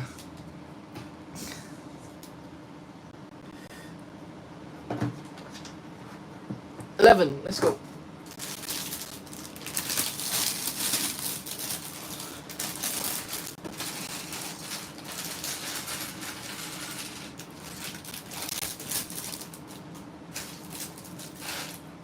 I've been trying a bit of Sekiro after like Lies of P because I will never get a PSP in my life. So unless you know somebody gets blackmailed, I don't think I'm ever going to get to play Bloodborne. But like Sekiro is so much harder than Lies of P. Partly because I don't have the hook shot, so moving through the world is a lot more difficult. And like with a lot of like normal enemy engagement in Lies of P, you can kind of burst them down after the hookshot because the hookshot also stuns them. um, yeah, but like the boss fights are also way more difficult. There are like with Lies of P, you can basically perfect block everything. Like even things that you don't think you should be able to perfect block, like AOE attacks, like energy attacks, you can perfect block everything. It's great. Um, except for grab attacks, which I hate in every game anyway, so it doesn't even matter. Um, yeah, Sekiro is so hard. Like the thing with Sekiro is that I find it really difficult to read attacks from like um, human-sized enemy, and I have a difficult time reading attack from human-sized enemy in Lies of P as well. It's just that unless it's a boss fight, I don't really have to most of the time. Um, and especially when there's like the peerless warning, it's either a poke, a sweep, or a grab. Like reading which one it is really difficult um, for me because they're so small on the screen. Lord Garmy, welcome to the stream. Okay, let me see. We're almost done. This back leg.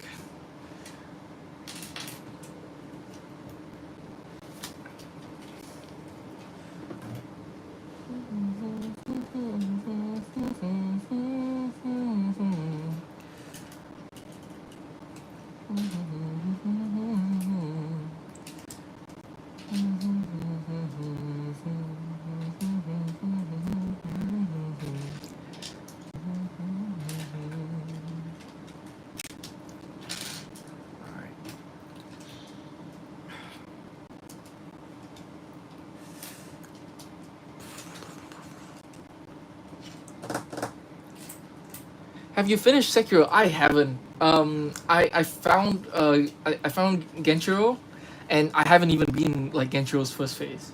Um, I think I should probably go elsewhere and like explore more of the world. Like, yeah, like also I think that like I don't enjoy stealth that much. I get kind of impatient with stealth. Yeah, I working my way through Sekiro. Mm.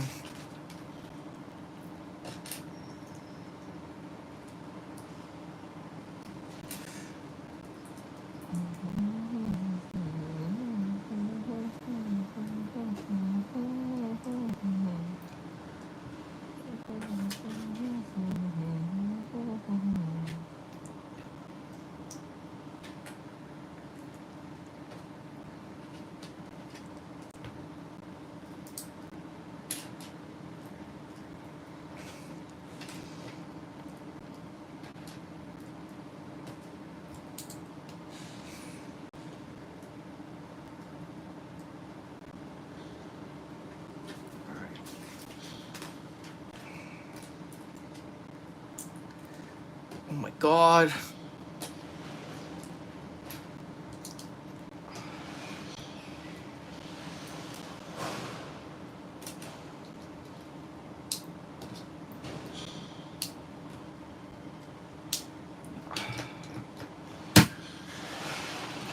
Alright, let's go.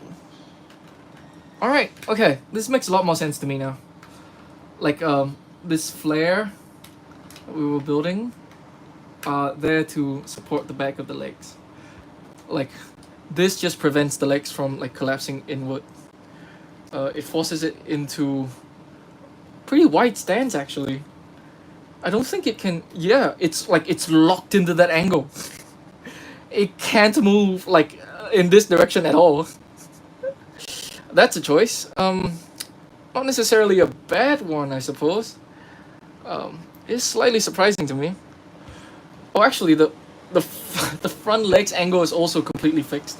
All right. Well, not that they were ever very useful, anyways. Um, I think this is gonna be. This is actually, apart from the wings, this is gonna actually be quite a static dragon. Um, mm. Brad Foster. How the build been going? The build been going. It's well, I think. Now that the legs are in place, I can see that like it covered up a lot of what I think of as the messiness, but also like that's not a complaint. The messiness are there to like sort of lock the legs in place. Otherwise, I think so far this is okay. This is good. Like the belly is very smooth. I like how that looks. Um, yeah, I love enemies in Sekiro. The giant white snake was one of the most tense moments in any game I've been.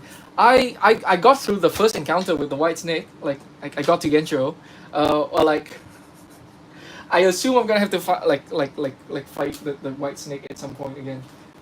Uh,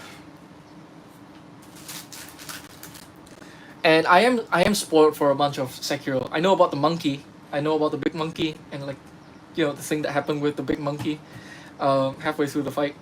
Um, I know that at some point you have to fight, owl.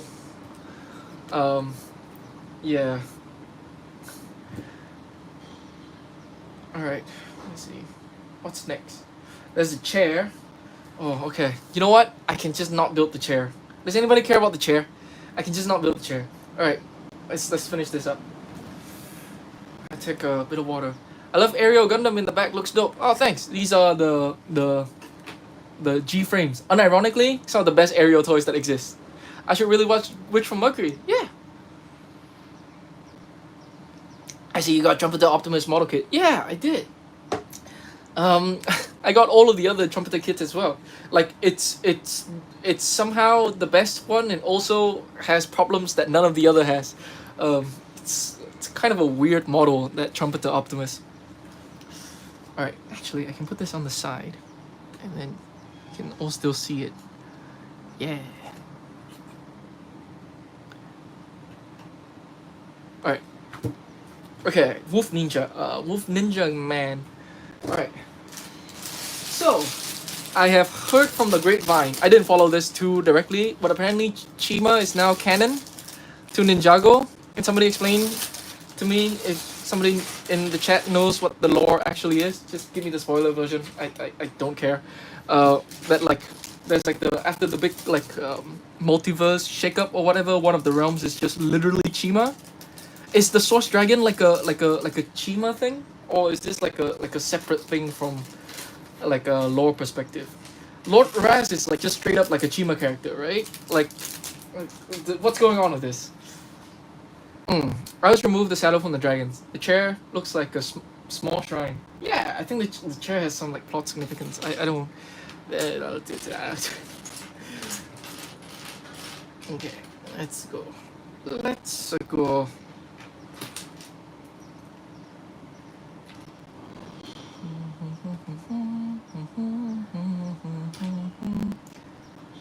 Ooh, it's an interesting secondary color.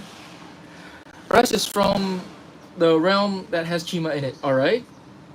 Thank you, spectator. All right. So is Source Dragon related to Chima at all, or is Source Dragon related to anything that we've like that from like pre reboot?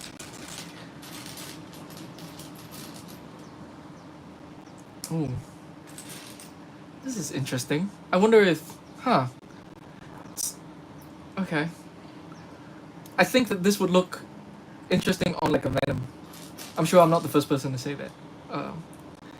We're probably going to get like a Venom with or like a symbiote figure at some point with these. Ghost arms, huh? Oh man, I wonder if New Elementary is going to like, or have, if they've done like an article on these pieces.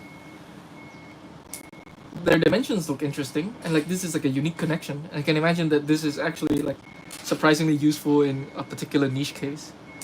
If you just need a clip and this bar, and like in this exact dimension. Nice. All right. Okay.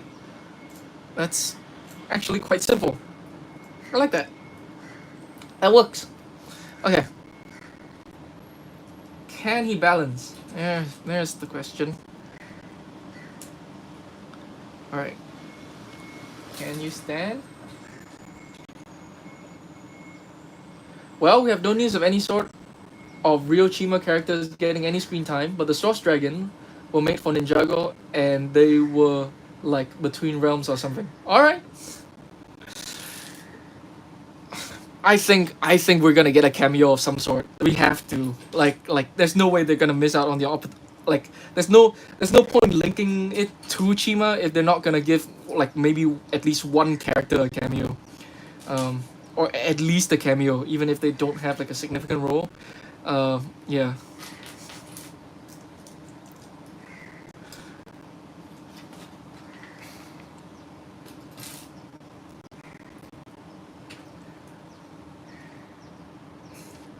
I think that like enough time has passed that like now everybody's like turned around to liking Chima again. It's just like, all right.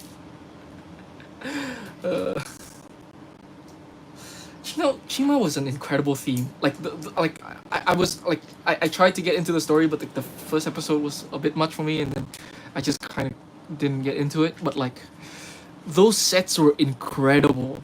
Like this, they look so cool. I kind of think that like we need like a spiritual successor, like a sort of like just like actually we kind of do have it, like in some way Dreams is a bit of a spiritual successor, it doesn't it, with like all of the animal vehicles. Have we had animal vehicles? We've had like at least a few, right? Have we? Let me try to think. We have like I know we have like the big whale balloon. What else do we have? I guess they're not directly animal vehicles, are they? There's like the shark ship. There's like people riding the animals themselves, but like animal themed vehicles. I wish they do, or at least Nexo Knight. It would be a cool theme. Nexo Knight is also pretty cool. Yeah, people are starting to appreciate Chima a lot more now. Yeah.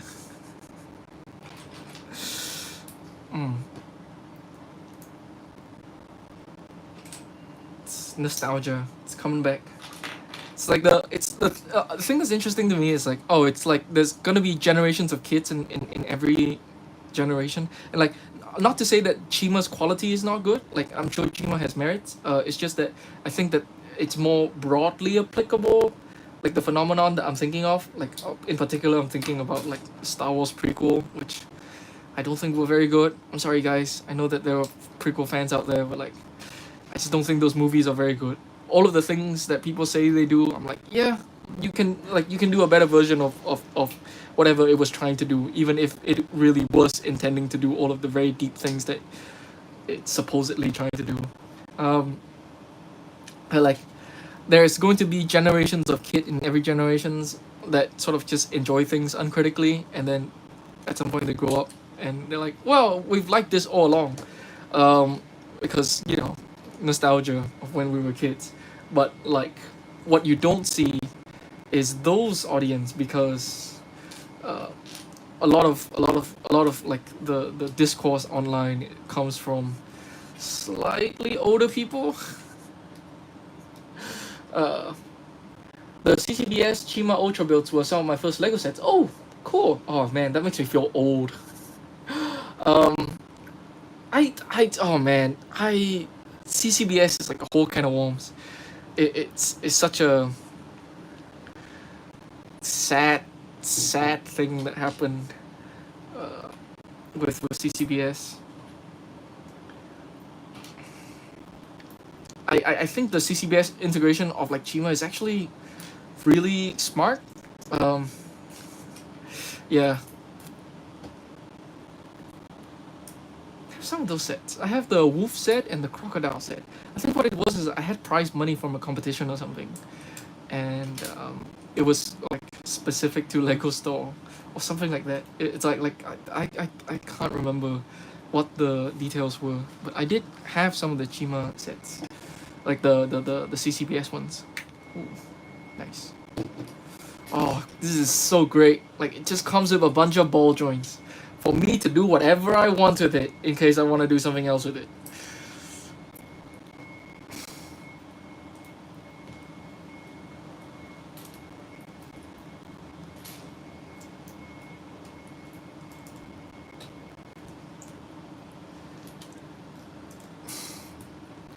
That was the giant raven playing something. It's very similar to Chima. Uh-huh.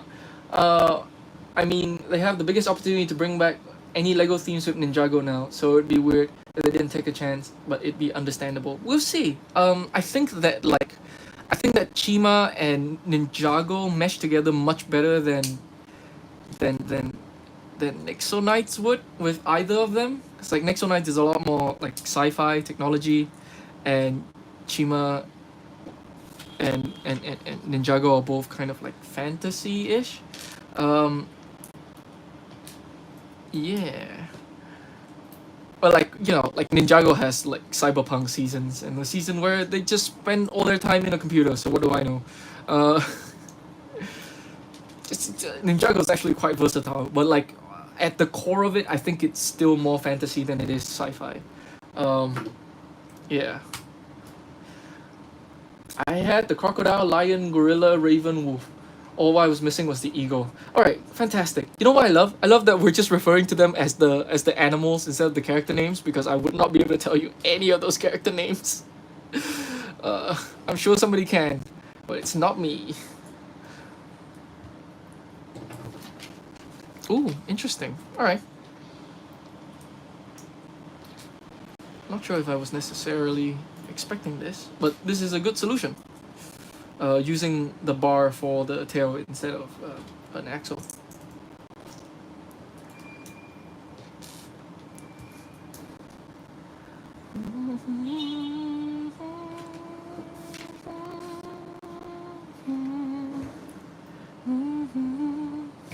Alright, this tail done.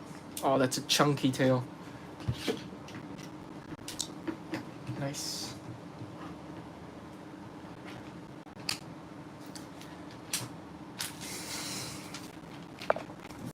Alright, head. Let's go. 13. Alright.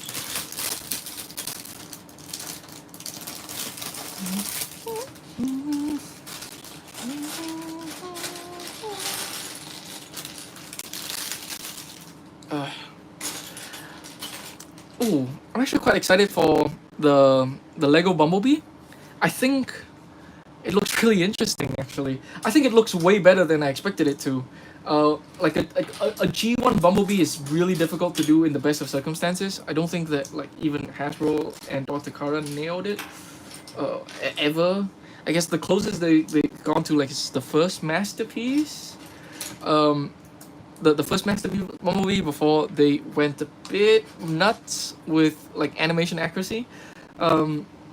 Like the other one is really impressive, but it is kind of a mess. And then like I don't know, the other good attempts are like some of like the legend size third party stuff. I know everybody really loved the Earthrise one, but I think parts form, and I don't like it when things parts form. I think we have a new one coming out, right? I almost completely forgot about it immediately already. I guess the newest one looks good, but I can't for the life of me remember what it even looks like. I just remember thinking that it looks good. The latest one, which is basically just Earthrise without parts forming. The Studio Series, is it Studio Series branded? I'm gonna guess that it's Studio Series branded. Bumblebee. So like with all of this like expectation, I feel like that Bumblebee looks fantastic. In some ways, I think it looks better than the Optimus. And it looks like I'm alone in feeling this. Everybody thinks that it looks kind of jank. I'll be interested to see what the actual car looks like, but like the robot mode looks as good as I can expect it to look, to be honest. In my mind is a steel trap. I remember the character names. Oh my god, Laravel, Krager, Ures, Raza. I mean, okay. So looking at these character names, I feel like I can guess what animal is each because they're all like references, right?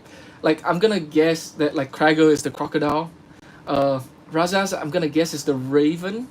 Ares is Gorzan is, I'm gonna guess, the gorilla. um, Wores, I guess, is the wolf. I might be totally wrong. Yeah. I remember a lot of like Mongols name. That's my version of this. But like even then, like there's a bunch of Mongols name I don't remember. I remember the name of all of the Toas, but like a lot of like the Rakshi, like there's 6 Rakshi names. I'm like, yeah, I'm not gonna remember any of the Rakshi names except Rakshi. Um, any of the Vaki names, I will also say, yeah, don't remember. Um, I think there was a time when I did, but like not anymore. Um, but like, I think if you show it to me, I might be able to recognize it. But yeah. All right. Let's see.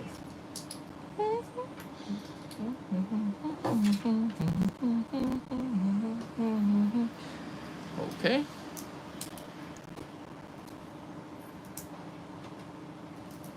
Oh, cool. It's like scale effect. I like that. I think that's a good decision. Let's see if it actually works out. Hi. No Hainu Lego Gundam. No Hainu Gundam Lego is cool. I'm gonna guess that that's like your Hainu Lego Gundam. Thank you. I'm gonna guess that's what you meant to say. Um, put a lot of work into it. It's slightly off screen. I have it on the table with me at the moment. Um,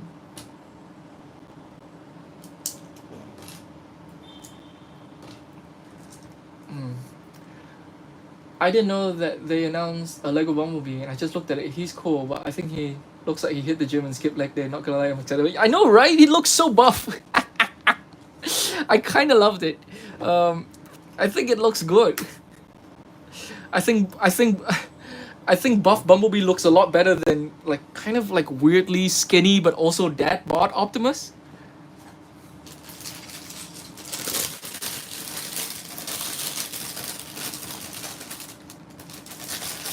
I don't think they officially announced it yet. It's just been leaked. But we haven't been able to see the alt mode.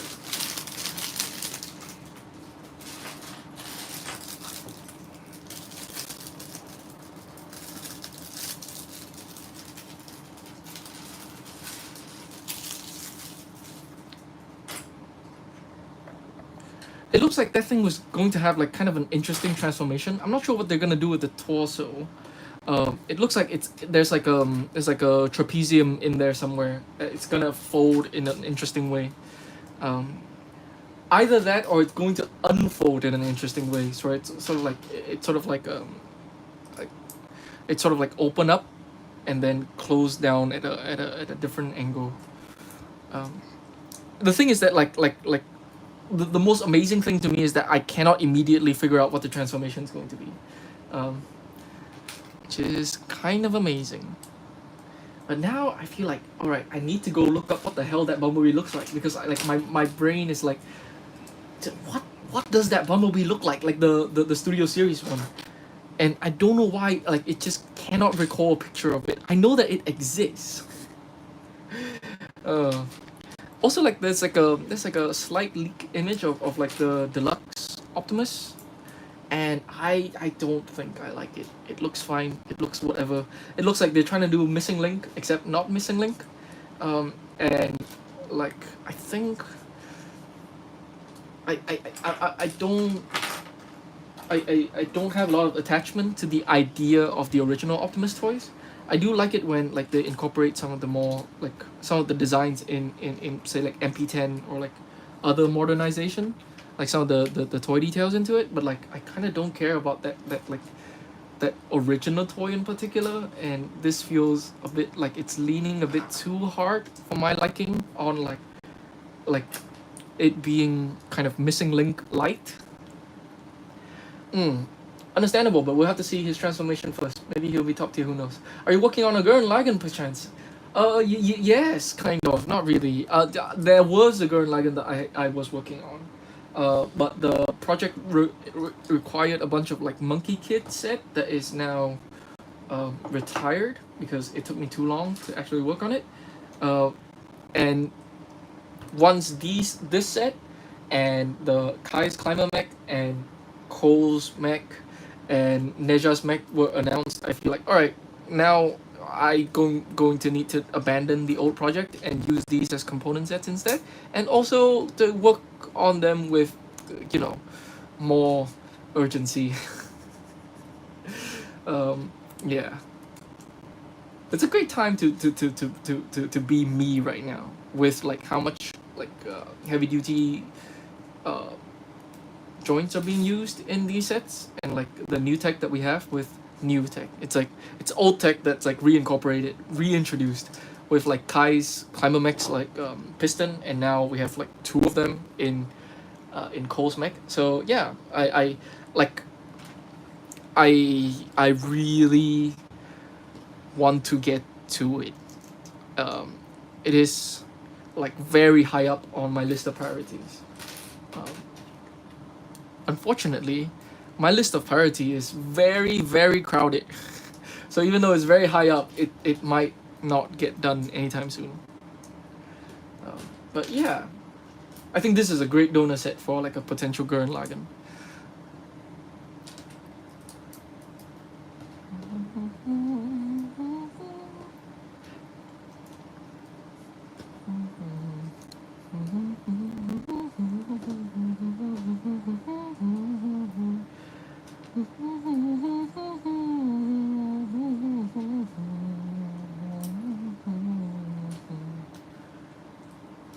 Too bad they won't make any other mechs like Cole's, at least for a long time.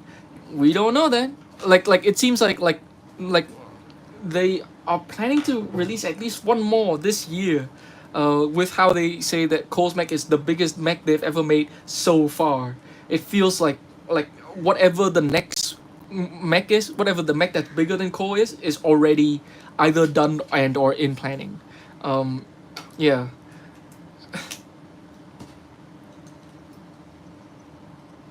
At least the biggest Ninjago mech ever, I guess.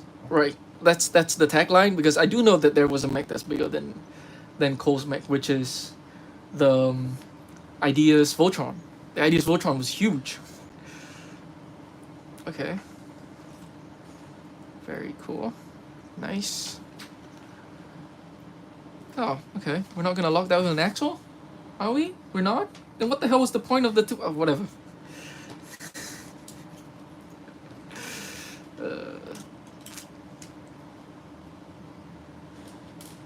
Okay.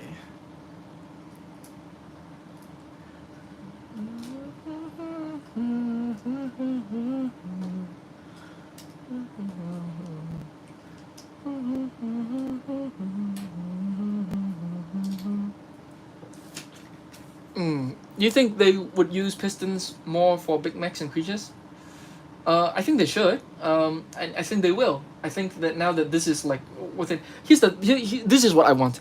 There is a new piece that works with the pistons in, not in this set, but in city sets, in the crane set. I would love to get my hands on those. There are so many things I want to do with them. That like it's like a long axle with a pinhole at the end. It's like I need that piece like yesterday. Yeah, and I feel like it's useful in very specific ways that I really want.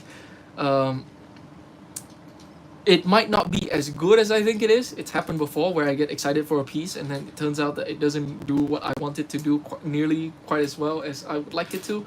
But like, for the time being, like, I don't think it's gonna appear in like an official mech anytime soon. So I might have to just get that city set and or bricklink those bricks because I want to get a handle on those. Like I want to handle those like you know, immediately. All right. Oh, okay. Isn't that interesting?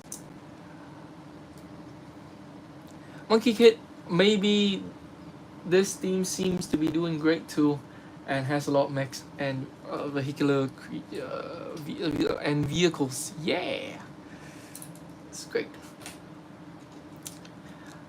You seen the new Lego Bumblebee? Yeah, I seen the new Lego Bumblebee. I think it looks pretty good actually. I think people are like bagging on it, but like I honestly kind of think that in many ways it looks better than the Optimus. He's very buff, as somebody just pointed out in chat. Uh, like I think it's kind of a miracle that I don't immediately know how the transformation is going to work, especially with the torso. I think that he looks a lot better than I expected. A Bumblebee is difficult to make in the best of times, and I think they pulled off kind of a miracle. I wonder if it's still with Joe Kai doing like the design. Okay. Yeah.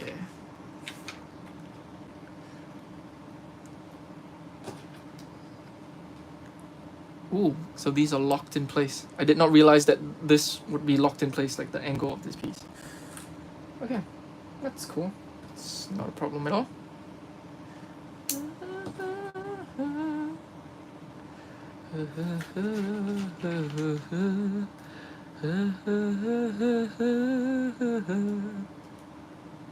Ooh, interesting. It's like ears, tassels. Not sure what these are supposed to be. I like how the head is brick built but also has molded pieces. Lego seems to flip flop between dragons with entirely molded head and entirely brick built head, which is a nice middle ground. Yeah, I think that these pieces are pretty versatile. I like them a lot. I do miss like the completely brick built head a little bit. I think those are more expensive to make. I think that they got so good with those. Like they got so much better than they used to. And then they stopped, and it's like I can't read Korean. Never again. Well, take care, everyone. Have a great rest of your day. All right. Bye, Lord Gammy. All right. The neck on.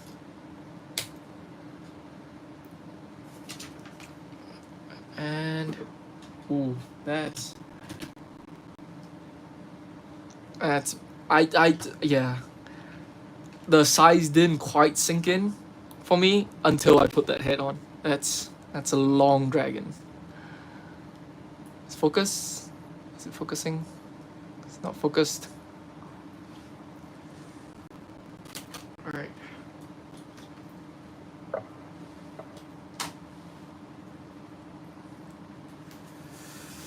Okay, we're gonna do wings, and then I think I'll build the chair off screen.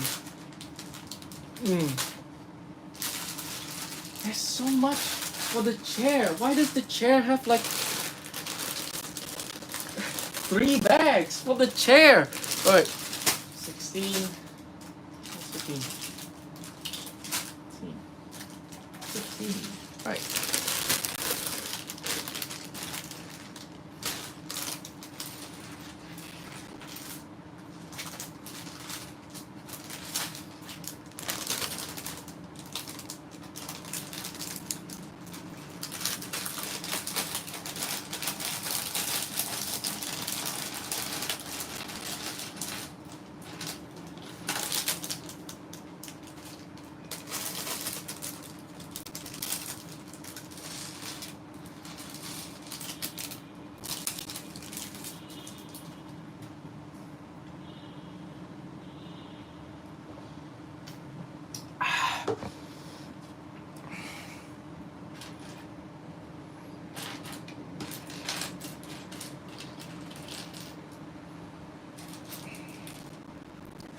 Should pad for wildfire. I have a wildfire project actually, and now I'm not sure if like I should abandon it for other things first. Like I wanted to combine wildfire's like dragon with the Kai's climber mech to make like a dragon wildfire basically.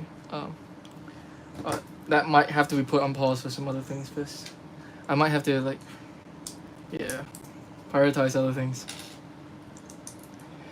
What about that gold piece? Which gold piece? I think the chair is actually the throne used by the antagonist to control the source dragon. I'm pretty sure that's the lore. Alright. That sounds fun.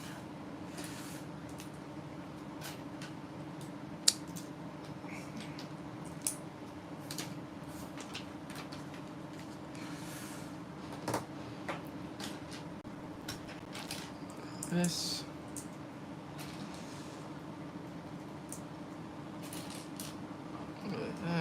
I think that like the it's gonna attach onto the dragon with some clips, and it's been shown off like how strong those clips are. It is kind of amazing how strong like the Lego clips are, or like how much weight they can handle. All right. Oh, I messed up. How did I mess this up? I messed this up. All right. All right. Okay. No harm, no foul. Easy fix.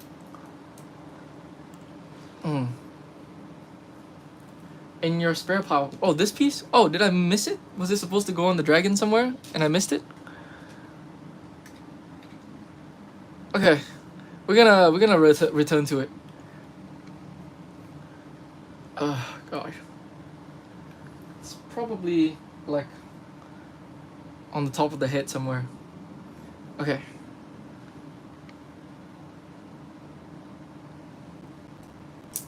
All right. Oof.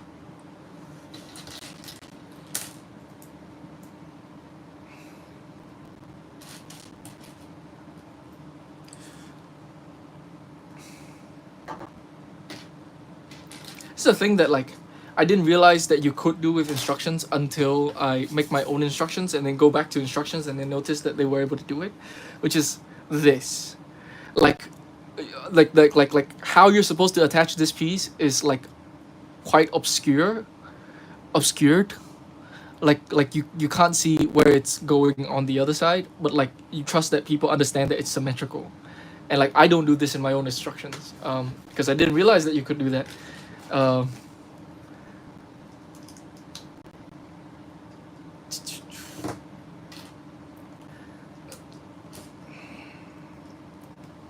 maybe for certain scenarios they found that actually reduces the amount of errors, which is entirely possible to me because like turning the assembly around like and then back again is not something that people enjoy doing. I think that like a lot of people actually have a problem with like orientating the assembly that is already built. Yeah, so you have to take that into consideration when you make instructions, which is like minimize the amount of rotating that you do with like the assembly. All right, upside down, put this here.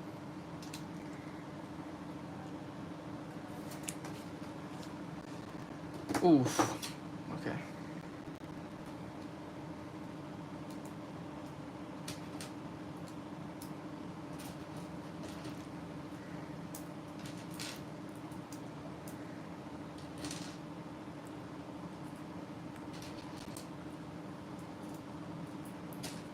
Okay. Two here. One on the other side. Back to one. One. Okay. Whew. Oh, okay. Sure. I guess it'll be locked up by this piece. Yep. Well, like, the friction piece is red. Like, whatever. Doesn't matter. It's okay. Alright.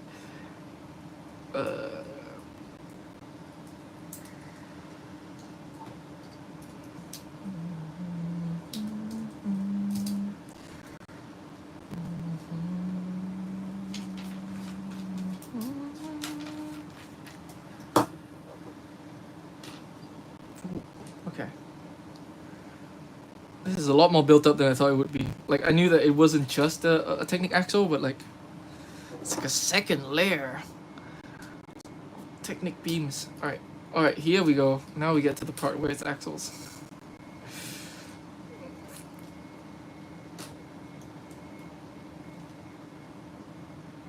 Okay. And I assume, yep, it's the long piece.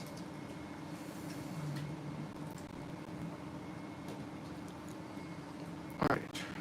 this, and this, and one more. And claw at the end. Okay. Well, what? Okay. That. Dark red. Thank you.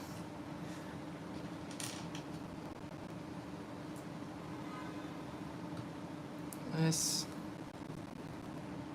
And this. Alright, some of this is gonna have to be off screen because that wingspan is huge. I don't think I can fit it into the screen. Alright. This. And this. Okay. Wow, it's pretty involved. That, and 3 claws at the end. Okay, can do that.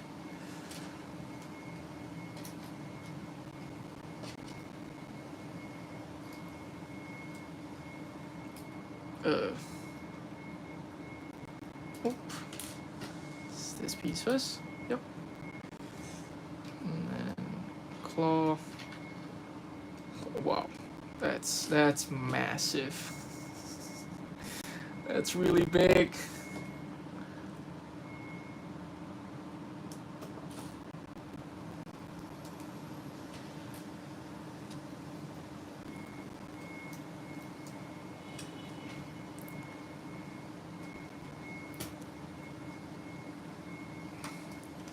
All right. Okay. Yeah. Now, the wing piece. All right. Which side do we use? Does it have like the Lego group printed on the wing? It doesn't. Okay. I think this side looks better. So this side goes on top.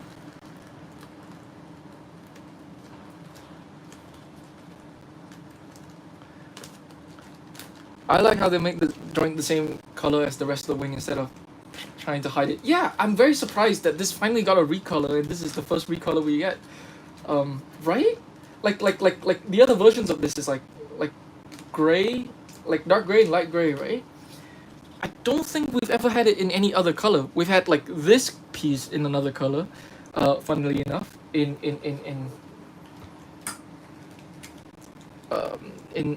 the dragon, Zane Dragon.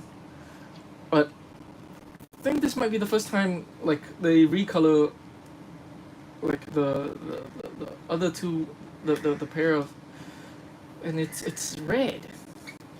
It's amazing. Okay. Ooh. Come on.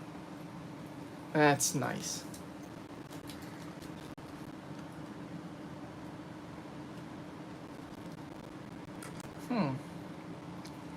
Alright. I was wondering if we were gonna do this. Okay.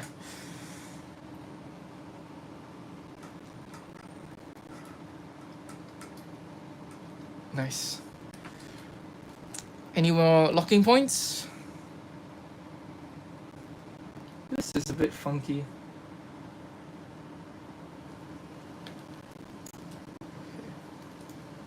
Are they all in the correct holes? Alright, I think they are. Alright. Oh god. Alright.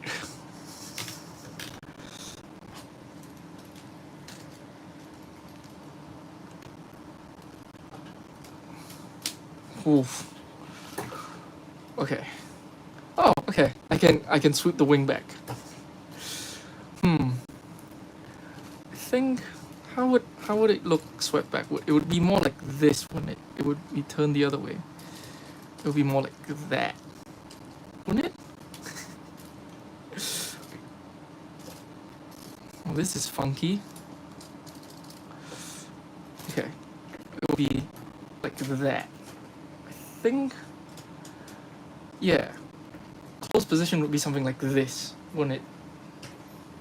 Okay.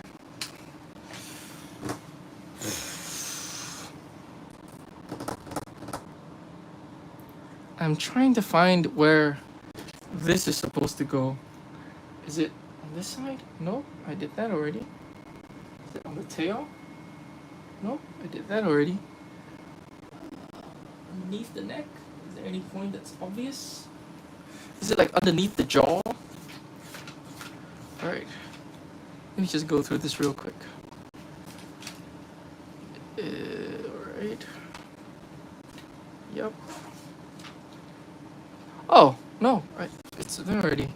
Yeah, it's underneath the jaw. Alright. There we go.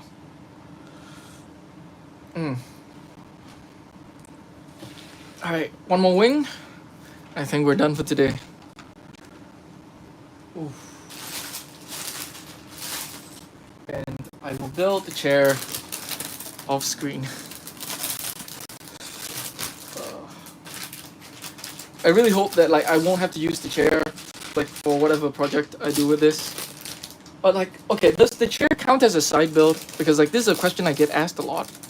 And like I think I should make an effort to like clarify it, which is like how like whether the side builds are used for the model, and yeah, does the chair count as a side build, or would everybody be okay with me using it,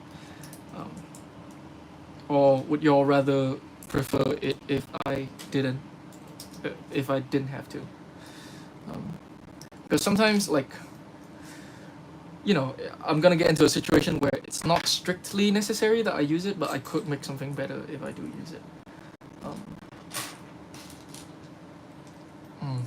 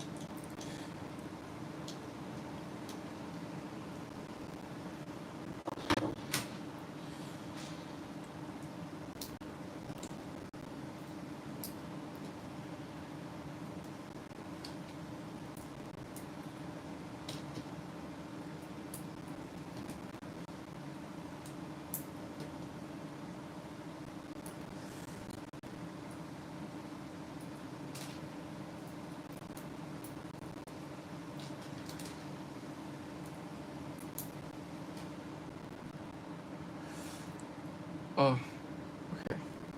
Alright, almost messed that up. It's alright. Caught it in time. I wouldn't mind if you used the thrown pieces. Alright. Thanks, Bonkos. If people complain, I'm going to blame you. I'm just joking. Okay.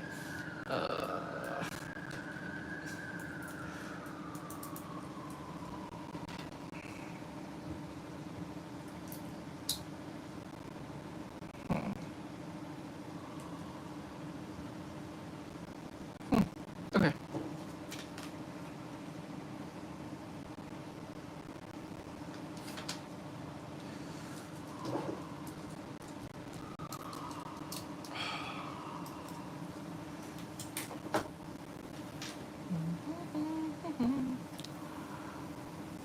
Put this on, put that on.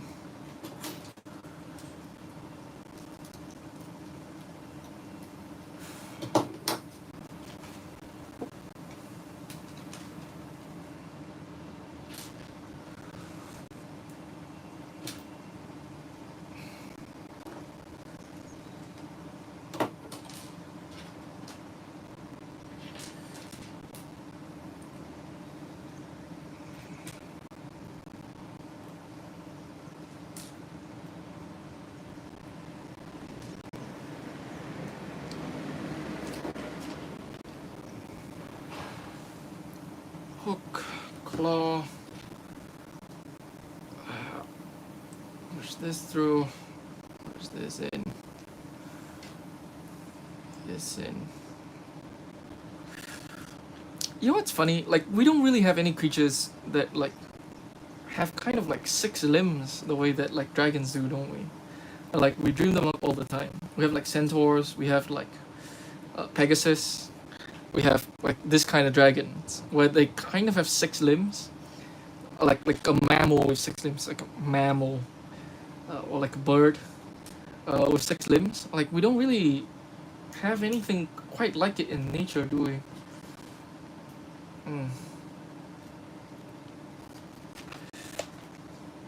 All right. That goes there, and now 3 hooks.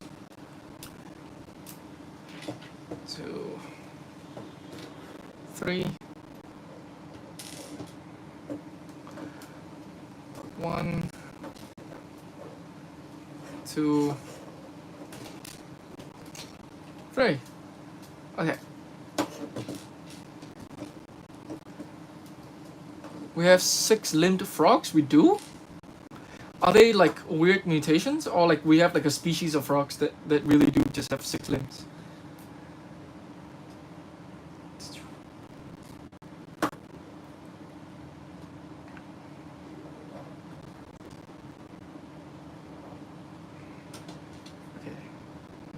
Here. Here. Hi! I can't read Korean, so I can't read your name. Yeah, it's a birth defect caused by pollution. Oh, alright. Okay, I wouldn't count that then. We'll have 6 limbs humans too then. Like... uh,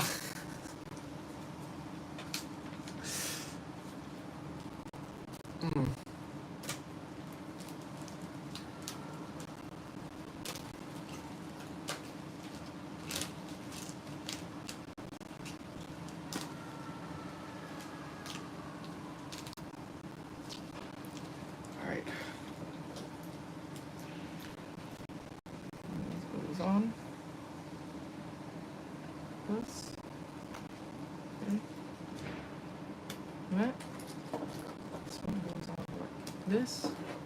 This one goes on like this. This one goes on. Come on.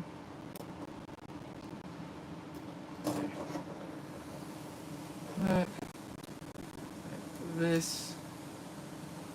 And top it all off with this.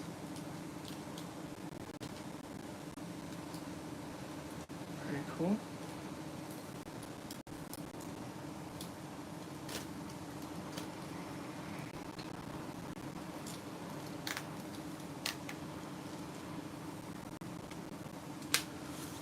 Alright, we are done with biggest Ninjago dragon ever. Maybe just the biggest dragon ever, period, for LEGO? Has there been a non-Ninjago dragon that's bigger than this? I still have the chair, but alright, let's see how big this wingspan is. Holy cow. Ooh. That's pretty wide. That's not gonna fit in the screen. Alright. Whoop. Careful. I almost knocked the camera over. Alright. That's all for today. Thanks for joining me, everyone.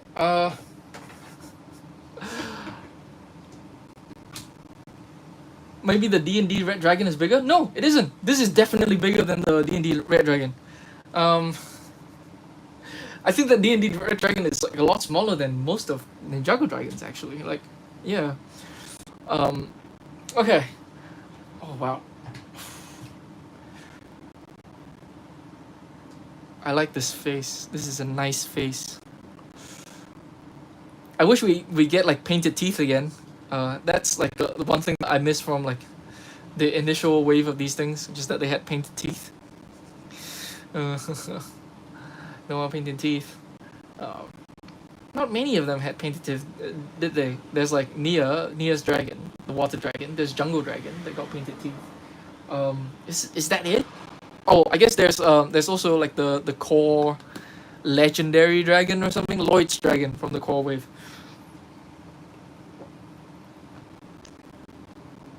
I guess that's it. I guess now the more popular thing to do is just do like a dual molded headpiece with like the teeth being the other color, like usually a transparent color of some sort, and that's cool too. But I really like this headpiece, this sort of vanilla headpiece, and I wish we can have painted teeth again. Anyways, thanks for joining me, everyone. I'm gonna go and see about that chair, and or actually get some work done. Um, I might come back to stream tomorrow. I think that like I'm going to need to force myself to work, and maybe streaming is not necessarily the worst solution for that. Um, and we'll see if I can gain momentum, and if I can, I might continue off stream. Otherwise, yeah. Thanks for joining, everyone. Bye bye.